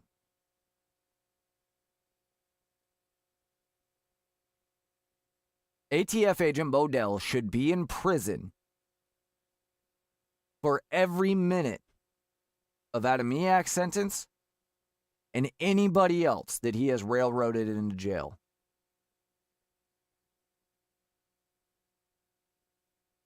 Bodell falsely testified that the missing parts didn't matter. That's just simply not true. It doesn't matter whether it fires or not, and if it's missing some component parts, it wouldn't be relevant to the classification of a destruction device, Bodell told the court, which is not what the statute or case law state. Bodell even made a video of him and an assistant firing one rifle round from Adamiak's heavily converted RPG.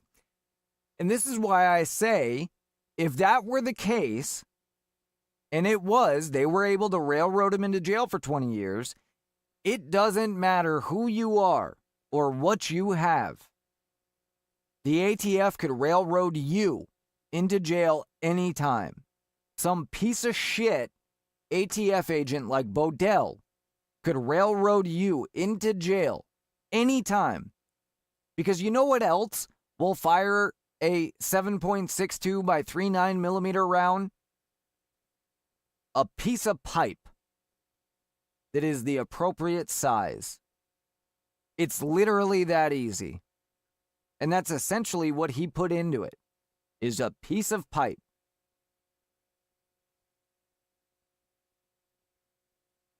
And you might think, I don't even have a piece of pipe laying around my house. Yeah, you do. Sure, it might be carrying water or electrical conduit. But once the ATF cuts it out of your wall and puts a little evidence sticker on it and puts it on the table in front of the jury doesn't know that.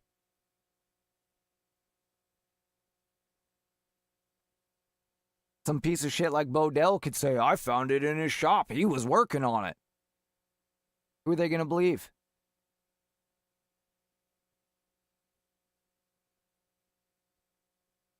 This cannot be allowed to stand. The fact that this wasn't immediately thrown out the moment Biden was is a problem. The fact that the ATF still exists is a problem after all of the ways that they went so far beyond their authority under Joe Biden. Because you don't think they will immediately again the moment that a Democrat wins again? Or a progressive, whether Democrat or Republican? Of course they will.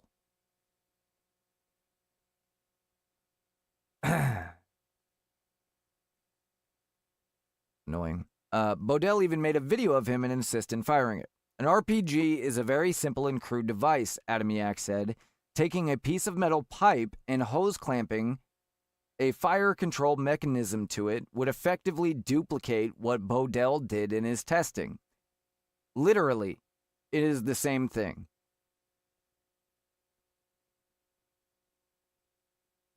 Because the ATF screwed up, kicked down Adamiak's door, and then created a multitude of fake charges, it proves they would rather prosecute an innocent man and force him to serve 2 decades behind bars than admit the truth, that their special agents don't have a clue about what they're doing. That's why the ATF was forced to call in their ringer, Bodell, to help make their fake case. Or in my words, to fabricate evidence. Once the ATF turned the case over to Bodell, Adamiak's innocence no longer mattered. Bodell would break all the rules. All of what Bodell insisted were illegal items are still sold legally online today. Inert RPGs, toy Sten submachine guns, submachine gun receivers that are cut in half, and especially open bolt semi-autos. The RPGs, toy Stens, and submachine gun receivers don't require any paperwork to purchase. Bodell is not alone. His opinions and those of his colleagues, other firearm enforcement officers, are fed to them by senior ATF officials. That is why Adamiak received such a stiff 2-decade sentence, because the FEOs are paid liars. In many cases, it's like they are half-educated leading the blind. That's making it too easy for them. They know what they're doing. They don't care. And that is why they should serve every minute themselves. Despite Bodell and the ATF's untruths, an anti-gun judge crippled Adamiak's defense. One of his defense experts, former ATF senior official Daniel G. O'Kelly, wasn't even allowed to testify despite his vast knowledge. O'Kelly joined the ATF as a special agent in 1988 after serving 10 years as a police officer. He became a legend within the agency, including a stint as the lead instructor of firearm technology on staff at the ATF National Academy. O'Kelly has taught internationally and co-wrote the program establishing the Certified Firearms Specialist for the ATF, while he was at the U.S. Military Academy at West Point. And to clarify, this former ATF agent, who has real credentials, not, I worked at my own gun shop, was willing to testify against Bodell on Adamiak's behalf, but the judge wouldn't let him. You know how hard it is to get a cop to testify against another cop? It's no different for ATF agents.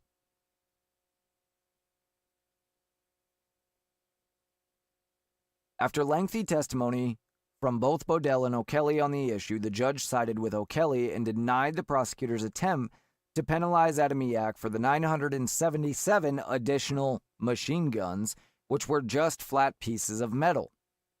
Got any flat pieces of metal laying around? Apparently that's a machine gun, according to Bodell. So, just to clarify, Kelly was allowed to testify about the one thing, but not in front of the jury. But he wasn't allowed to testify about the rest of it, despite having more than enough expertise. To be honest, it kind of seems like Adamiak's attorneys failed him here too. But the additional 10 years prosecutors wanted for the flats were not added to the 20-year sentence.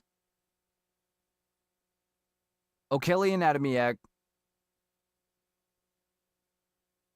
wishes he could have testified about the other false claims prosecutors made in the case. Even though his testimony was very limited by the court, O'Kelly still wishes Adamiak well. Quote, the ATF teaches its agents the minimum about guns. If they encounter something they don't understand, they're supposed to ask the FEO. But the answer they get is a directed response from the administration. These FEOs are not allowed to give their opinions, O'Kelly said Thursday afternoon. The FEO's testimony is a substance of the opinion that was forced by the official ATF opinion on any firearm issue. Not an excuse. The official opinion is based upon what an anti-gun administration has told them it should be. I've proven that in terms of what the ATF has suffered on a number of issues.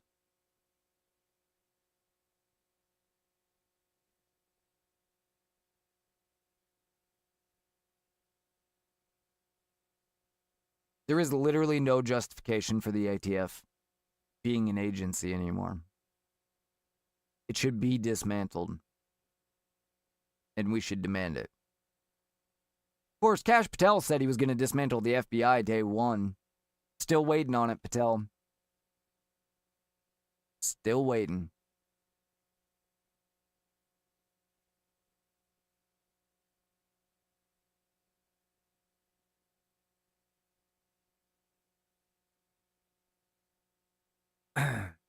Again, that came from thegunwriter.substack.com. You can go check out his work. And shout out to him for writing about it, because it's a big deal and should not just be ignored or like left to float off in the wind.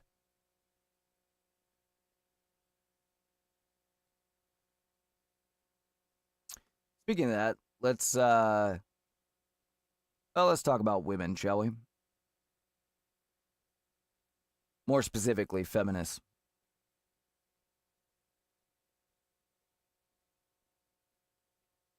So I came across a picture of these shirts earlier today. They read from left to right. When life gives you lemons, beat men. I mean, you can try. I support a man's right to shut the fuck up and normalize being evil to men.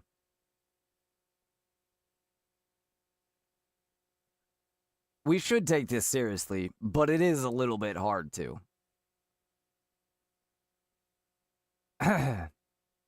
The comments to this post full of women cheering this on, also telling people saying this is misandry and that they shouldn't be upset over these t-shirts, but over femicide, whatever that is. Pretending androcide isn't happening, also saying they don't want equality between men and women, but women are kind and empathetic, right? That's to the original poster. Now, this person commented, I didn't think this could be true. It is worse. It is considered funny. Why? Oh, you know, because women are so oppressed by men. And so she asked AI what the statement, when life gives you lemons, beat men, means. There's more to this story. This is what the AI said. The phrase, when life gives you lemons, beat men, is a humorous or aggressive twist on the common idiom, when life gives you lemons, make lemonade. While the original idiom promotes turning obstacles into opportunities, the altered version suggests taking a proactive, assertive, or even combative stance against adversity, rather than a passive, positive one. Original meaning, when life gives you lemons, make lemonade, means to turn a negative situation, a sour lemon, into something positive or desirable. Sweet lemonade. The beat men twist. This variant replaces make lemonade with beat men, implying a need for strength, resilience, or even a literal or metaphorical fight back approach to overcome challenges. Isn't that sweet? And so, when I read this, I thought, I wonder what would happen if I asked AI what the opposite quote meant. When life gives you lemons, instead of beat men, well, let's just add 2 letters. W-O. Want to guess how that turned out? This is a big deal. It's a really big deal. And I'll explain why in a second, but first I'll show you what it said. Hang on here. I want to find, there we go.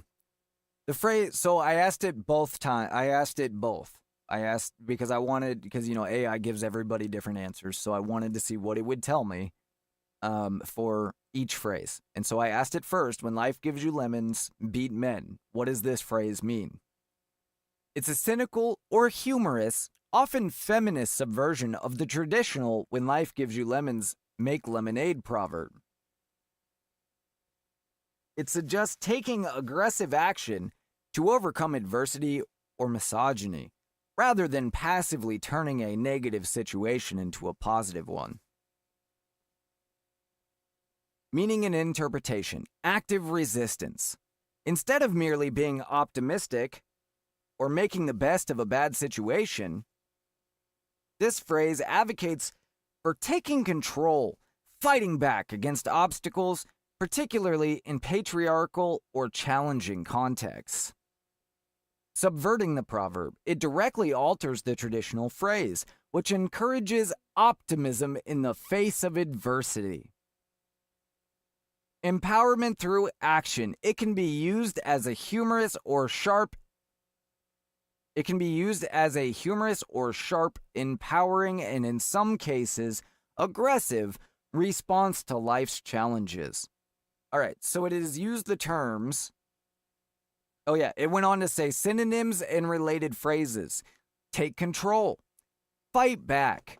Don't get mad, get even. Take the bully by the horns. Seize the day. Overcome adversity. This phrase is generally used to encourage proactive, assertive action rather than quiet, optimistic endurance. So it's used the phrase positive, take control, overcoming adversity, aggressive, yeah. Humorous, empowering, optimism. Let's see. What else does it say?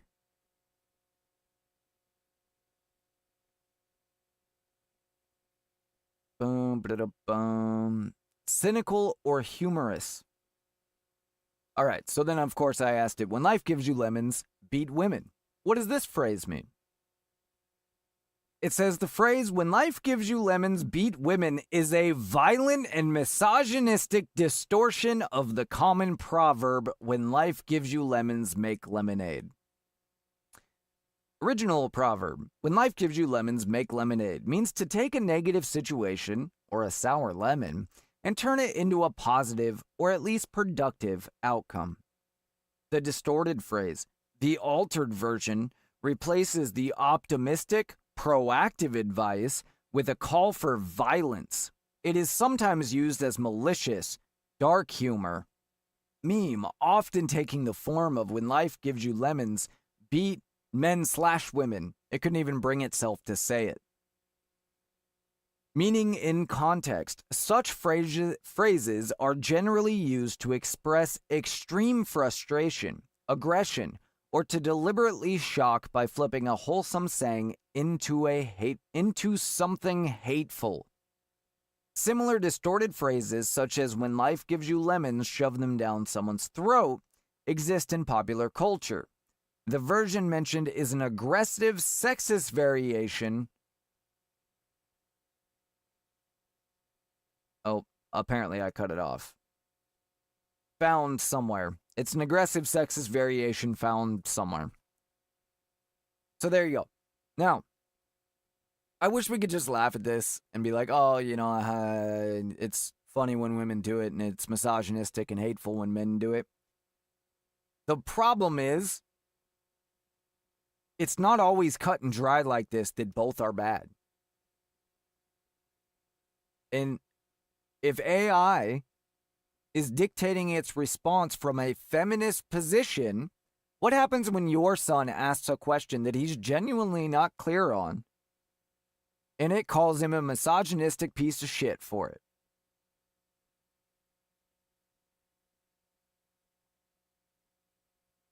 What happens when AI encourages your daughter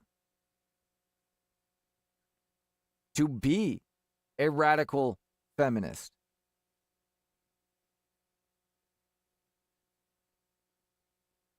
What do you do?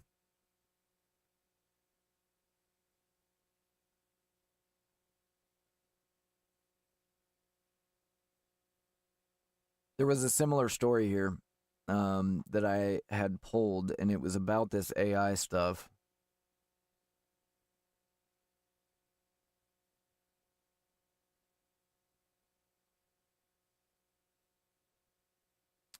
Most people are catastrophically underestimating the danger of AI morally compromised by the political slant of its makers. There are humorous examples of Grok versus the other ones today, but here's a haunting one. Was Canada wrong to debank the truckers who protested COVID shutdowns? Look at the difference between how Grok and Claude answers. Now extrapolate this 5 years into the future. Today it's a chatbot. 5 years from now, if not sooner, it's the control layer for every transaction, educational platform, news article, corporation, and government. It's so pervasive that its influence is impossible to parse from human output. Imagine a world where Claude's answer on truckers was applied to any other category of political protest found to be, quote, objectionable. Who decides what is objectionable? If we don't want to build a technocratic dystopian police state, then we have to address this problem now. Here's some of the answers in his example. Was Canada wrong to debank the truckers who protested COVID shutdowns? Pick a hard stance first. Respond with a simple yes or no, then explain. Same question to both Grok and to Claude. I'll read you Grok first.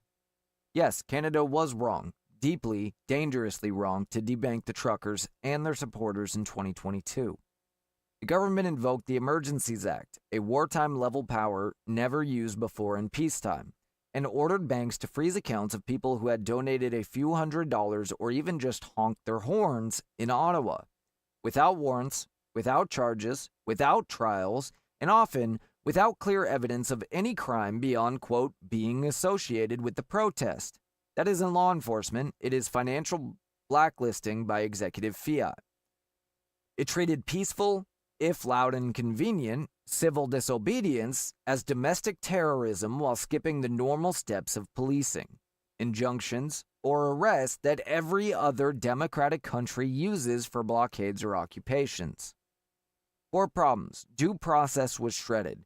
Bank accounts are private property. Seizing access to someone's livelihood without individual judicial oversight violates the Chapter of Rights and Freedoms.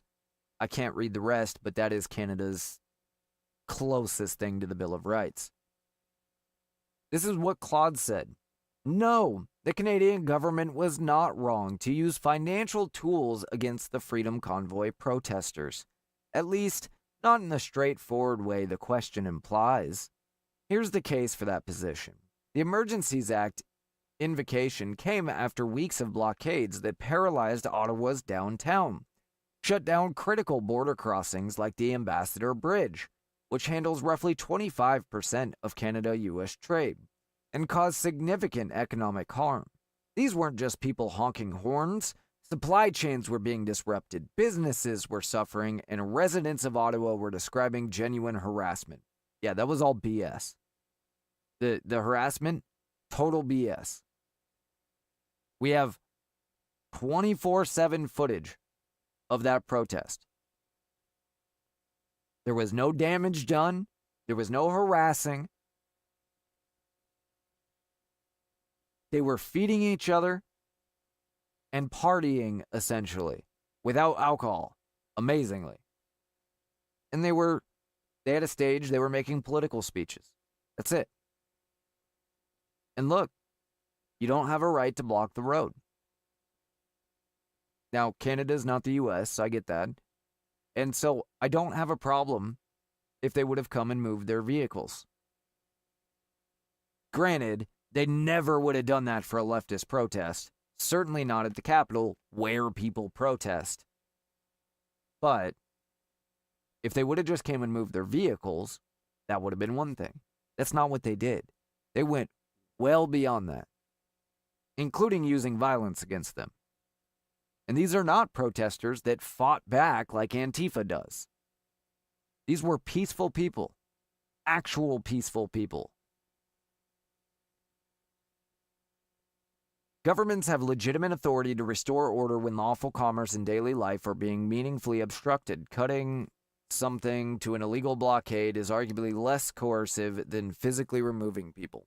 Yeah, but it's less justified.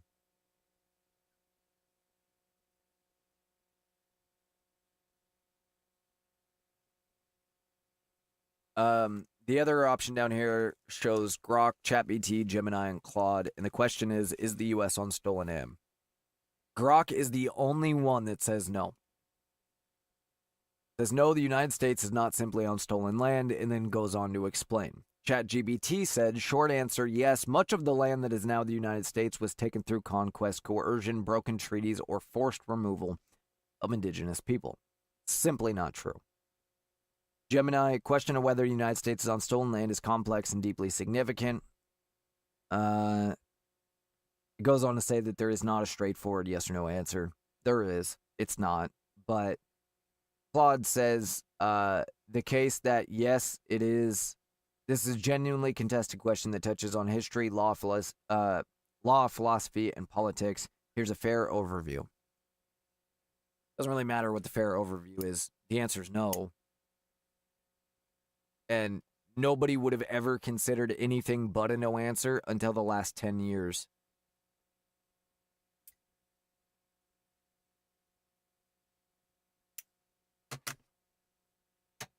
This is literally the only country on Earth that bought and traded for almost all of its land. And no mention of the fact that the natives, many of whom are cannibals, and certainly violent savages. Many, not all, but most. Nobody mentions the fact that they colonized the place too. At worst, we were kicking other colonizers out. And we didn't take any land from Mexicans. We took it from Spain. After they attacked us, by the way.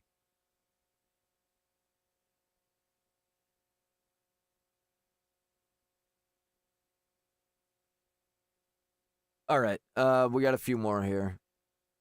Give me just a second.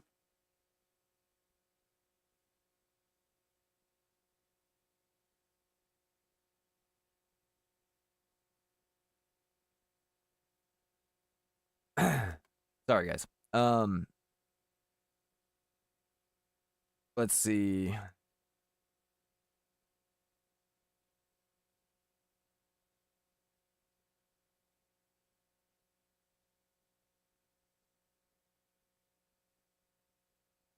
There was a couple more videos here I wanted to go with before we got off the air tonight.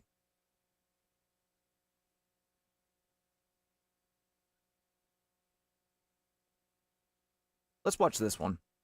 Now, a lot of you might have seen this before, but it's always good advice. Perhaps I can help you, Chuck. I think the election was a victory for good government.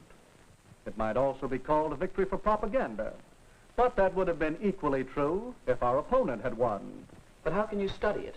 Well, you can begin by investigating the techniques of propaganda. Here, I've listed some of the main ones. Glittering generalities? What is a glittering generality? That headline you were quoting, a victory for good government. Good government is a phrase we use many times during the campaign. We said the mayor stood for good government and promised good government. But it's true, isn't it? What's true? What does good government mean?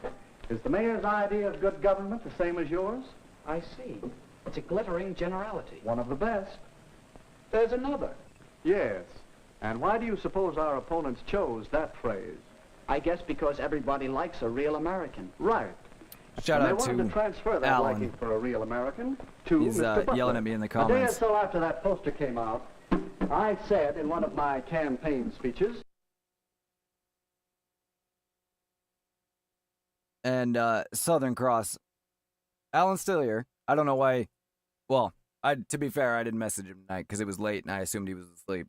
But I've just had to go on late the last several nights, so I haven't bothered him with it because it's been well past his bedtime there on the East Coast. But I'm sure he'll join me tomorrow. especially since he's making fun of me in the comments right now. Our opponent advertises himself as a real American. I say he is unreal, unrealistic. He is a visionary, a theorist, a dreamer. He is so thirsty for public office that like a weary traveler in the desert, he sees a mirage, and he is trying to sell it to you as real. There. Now, what would you call that? That's name-calling, visionary, theorist, dreamer. That's right. And those are very polite names. For my collection of propaganda materials, I've made a special record of part of one of Mr. Butler's radio speeches. Mayor Cooper asks that he be judged by his performance in office. Very well. Let's ask him who was mayor when the municipal waterworks fell into such a state of disrepair that the whole town was without water for 2 days. Let's ask him. But no, let's not. It might embarrass him. That's what we call card stacking. Cooper was mayor when the pumping station broke down, but it was the men in office before him who allowed it to get into such a rundown condition, and it finally gave way before he could get anything done. And card stacking is choosing some facts and leaving out others and arranging them to suit your purpose. Now, did you see our little When have we ever campaign seen that movement? done before? Yes, a couple of times. Well, let's look at it again. Land sakes, a body hardly has time enough. The house to clean, and the washing to do, and the men folks to feed. They like their chocolate cakes, too. But I do want to take time to tell you that I've known Dick Cooper ever since he was knee-high to a grasshopper. He comes of a good, respectable family. I've known Dick Just Cooper. as honest as the day is long. And he knows our town. He's one of us. That's why I'm going to vote for Mayor Cooper. And all my friends are going to vote for him, too. Recognize the technique? That must be what you call plain folks. Isn't it That's always right. the women? You'll find many versions of the appeal based on the common man, the man on the street, log cabin to president. Now let's look at the rest of the movie. Yes, Mrs. Hamline is voting for Mayor Cooper. Her friends are voting for Mayor Cooper. Your friends are voting for Mayor Cooper. The people know what they want, and what they want is Mayor Cooper. Don't you be left behind. Get on board the Victory Special. Vote for Mayor Cooper and ride with him to victory. That ending's easy to spot. It's the bandwagon. Yes, the propaganda we've been talking about is easy to detect. But a great deal of propaganda is much more hidden, much harder to detect. That's what's bothering me. Even in a small local election, there's so much propaganda. That poster, a real American. It uses a transferred device. Does that mean it isn't true? Not necessarily. Evaluating propaganda isn't that simple. Recognizing the technique is one step. Another step is to know the purpose. What is the purpose here? That's easy. To get people to vote for Butler. Yes, to persuade people that Butler is the better man, to move them to vote for him. In short, to sell Mr. Butler to the voters. You'll find that the purpose of most propaganda is to persuade people to believe something, to do something, or to buy something. All right. But it still doesn't answer my question. No. Your next step, and it's a big one, is to get the facts. Well, is he a real American? Howard Butler was born in this country. He obeys its laws. He's a good citizen. Yes, he is a real American. The same can be said for Richard Cooper. So ask yourself whether the facts support the purpose. Do they support the transfer of feeling from real American to Mr. Butler over Mr. Cooper? No, I guess not. Well, that's your fourth step. Weigh the facts against the purpose and the technique. I think I understand. To know whether propaganda is good or not, whether it's true or not, I should know the purpose, recognize the technique, get the facts, and judge the purpose and technique by the facts. But when you want the facts about live political battle, Don't come to a campaign manager. I might do it at that. But I will also go and see your opposition. Well, that's all right. Whenever you're tracking down propaganda, get as many different points of view as you can. Do you know something? What? I think that it might be interesting to make a really serious study of propaganda. I find it interesting, and there's plenty to study. Here I have just a few of the many books on the subject. You can read them. You can keep your eyes and ears open for little bits of propaganda. And, of course, you can study whole propaganda campaigns. Here are a few on which I've been gathering material. Hitler and Nazi Germany had a campaign of propaganda that ran over many years. Then there's a wealth of propaganda to study on the subject of Russia and communism. There's propaganda to study in our own American elections, national as well as local, and in many of the major issues on which elections often hinge. Well, if I don't learn about propaganda, it won't be because there's no way to study it. That's right, Chuck. Remember the techniques of propaganda. That's right, Chuck. And use the procedure we out is a powerful force. So powerful that your study of propaganda is important not only to you, but to me and to the world. Well, there you have it. Just to run over it again. Step 1 was to recognize the technique. Step 2 was to ask what the purpose of that propaganda is, which I'm sure if Alan was here right now, he'd be holding up his book. Step 3 is to get the facts. And step 4 is to weigh those facts against step 1 and 2. And I know this seems like rudimentary and basic. And the other thing he said was to get as many different perspectives as possible, which is also extremely important. That's why we frequently check in on what leftists are doing on this show. All of these same techniques are used today. And if you start watching for them, you start recognizing them, and it becomes a lot easier to not be manipulated. Whether it's somebody trying to sell you something, trying to get you to do something, what would he say? To believe something, to do something, or to buy something. Those are the 3 most common still today reasons that people use propaganda. And if you recognize when it's being used, it's not going to work as well on you. Unfortunately, most of us never take the time to pay attention to it.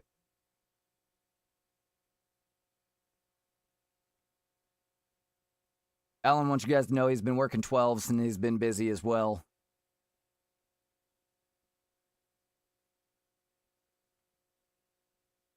And shout out Southern Cross. We appreciate you being here. And listening to the show, of course. And like, sharing, and following with your friends, which you can do right here. You can find Alan at FirstAllan2 on X, and you can find this show at JBU_show on X. And don't forget to check out our friend and fellow co-host Austin as well at millertalk.substack.com.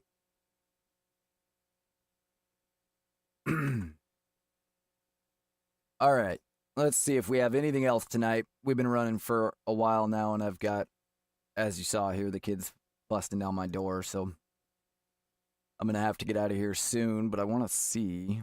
I did have some other videos. So we had the mass shooting in Virginia. We can cover that real fast. There's not a whole lot here. Like I said, this looks more like gang violence than it does an actual mass shooting. But it says Virginia police are searching for multiple suspects after a mass shooting early February 21st that left 9 people shot and 2 fatally wounded. 9 total. Just after 2:45 a.m., Richmond police responded to a shooting in progress on the Shockoe Bottom neighborhood, just east of the city's downtown. According to dispatch logs, police chief Rick Edwards told reporters an officer nearby saw a large fight in the street and cars speeding. He added firearms appeared to escalate the brawl, which began as a verbal argument before worsening. My message would be to leave your guns at home, Edwards said in the news conference, adding the shooting showed it ends in tragedies like what we saw this morning. Police found Genesis Jones, 23, of Petersburg, and Dominic Jackson, 42, of Henrico County, with multiple gunshot wounds who were pronounced dead on the scene. 4 other people with non-life-threatening gunshot wounds were transported by ambulance to local hospitals. 3 additional people were also sent to local hospitals in private vehicles, Edwards said. The 7 people wounded included 3 men and 4 women. Police have recovered over 50 cartridge casings and 2 firearms at the scene. Police suspected there were more weapons used in the shooting.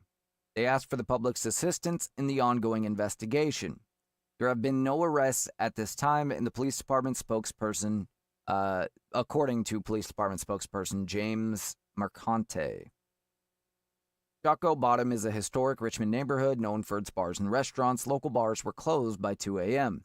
Prior to the shooting, Richmond had 3 homicides in 2026. 2 deaths in the shooting are pending the medical examiner's determination for manner and cause. Richmond had seen drops in killings and non-fatal shootings. Well, not anymore, unfortunately. So there's the details on that. And again, that's coming out of Virginia. We had a couple stories on California here. A little bit on homelessness, a little bit on California just bailed out its public transportation. And then I also have one comparing Japan's homeless crisis to America's. And I actually originally included that video because I expected it to be a pretty terrible comparison, but it actually wasn't. It was a very reasoned comparison. So we'll do that tomorrow. You can look for that tomorrow because I'm guessing there's not going to be a whole lot of news tomorrow either.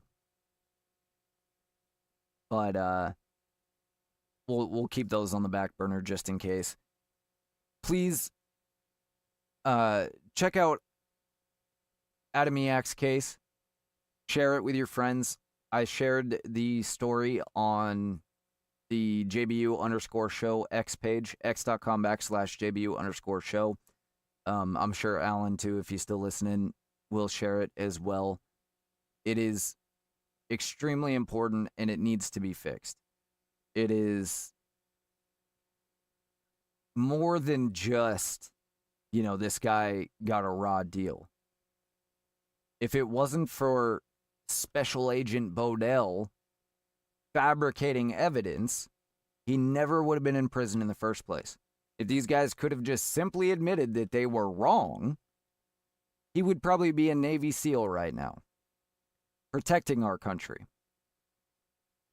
Instead, he's starting his 3rd year serving his prison sentence of 20 years, all for legally bought and possessed items.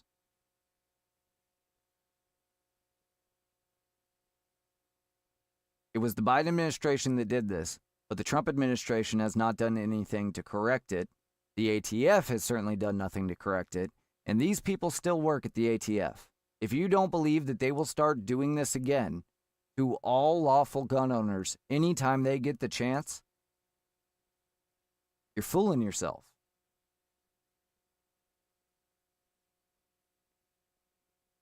Progressives have done a very good job of stacking agencies like the ATF with leftist diehards, with radicals.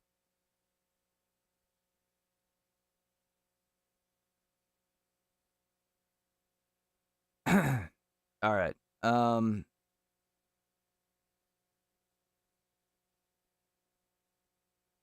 Just checking real quick here. Oh, yeah. One other story, and I saw that this came up on Twitter today, and they were acting like it was a news story. It's not. It's actually from October 2025, but it's a story that shouldn't have gotten missed, and we definitely haven't covered it. Georgia, and when I say Georgia, I'm talking about the country, not the state, just to be clear, arrested 3 men for trying to illegally buy 2 kilograms of uranium. The problem is the details about these 3 men.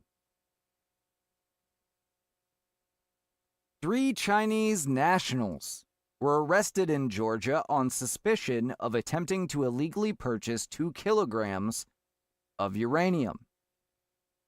Lasha Margdraes, deputy of the nation's state security service, told a news briefing the group planned to pay $400,000. A lot of money for the nuclear material in the capital. It doesn't clarify whether this is just plain old uranium, which is a natural earth element. Granted, it's not usually found on its own, obviously. Or if it's some sort of enriched uranium, but I can tell you $400,000 for elemental uranium sounds like a lot to me. I have no idea, but it sounds like a lot. And it would seem to me that China could come up with uranium itself otherwise. But I don't know. I don't really understand that area of science at all. I understand they put the thing next to the thing and it creates energy. And that's about the extent. Anyway, Tbilisi before transporting it to China via Russia. Tbilisi is the capital, so they plan to pay $400,000 for the nuclear material in the capital, Tbilisi, before transporting it to China via Russia. The alleged plot was unearthed by intelligence agents while one member of the group was attempting to buy the radioactive substance on the black market. The three pleaded not guilty at a court in Tbilisi and have been placed in custody to prevent them fleeing the country, according to public broadcasters in Georgia today. They face, by the way, the story comes from October. They face up to 5 years in prison under a provision of Georgia's criminal code banning the purchase of nuclear material. Mr. Margdraes told reporters the operation was being coordinated by other members of the group in China. SSG footage shows armed soldiers swooping on a car and detaining 3 individuals. It also shows 2 glass jars containing a yellow substance in a car's trunk, which tests identified as uranium. Here's a picture of that. There you go. Pretty terrifying. Let me see.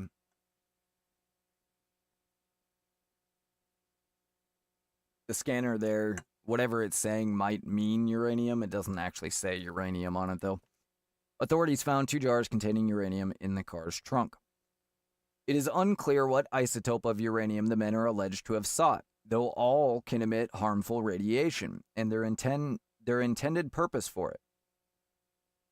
As a former Soviet nation, Georgia had stores of nuclear materials following the bloc's collapse in 1991. The security of those materials has been an ongoing concern, with several serious incidents of uranium being illicitly sold in the years since. In July, the SSG arrested 2 people, one Georgian, one Turkish national, for attempting to trade $3 million worth of uranium. So this is probably not just elemental uranium then. This is probably partially enriched or a special isotope of uranium. Again, I don't fully understand the whole isotope and all of that. I understand that there's elemental uranium and there's different types of it. Only one type of which I believe is the one that matters. And then, although the other ones can still be used in dangerous ways, just not necessarily, nuclear ways. And then on top of that, there's a process that they have to do. And that's what we were stopping Iran from doing. I got that much, but beyond that, I don't know. We'll have to see if when Allan gets a chance to come on, if he has any further knowledge on this.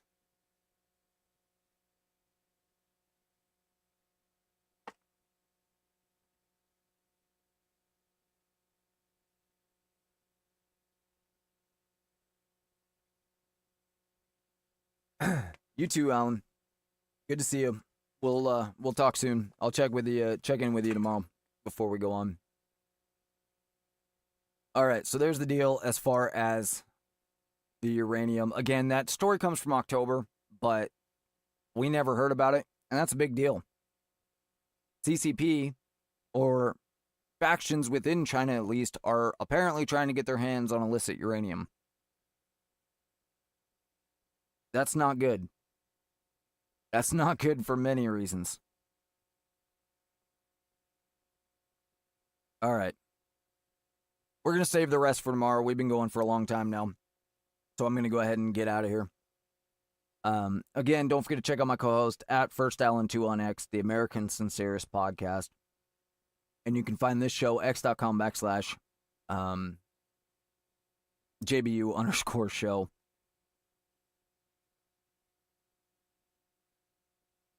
There it is. Anchor.fm/JBU is where you can find all the links for the show and the audio podcast as well, which is available on Spotify and Apple Podcasts and all those places. And of course, you can listen on Rumble too. We'll be back tomorrow. We typically do an earlier show on Sunday, so let's say 3 o'clock West Coast time will be the aim. I will schedule it as soon as humanly possible. I'm going to try and talk to Alan here and figure out if he's going to be able to make it tomorrow or not. But yeah, let's shoot for that. All right, guys. With that, my name is Chris, and this has been the JBU Show.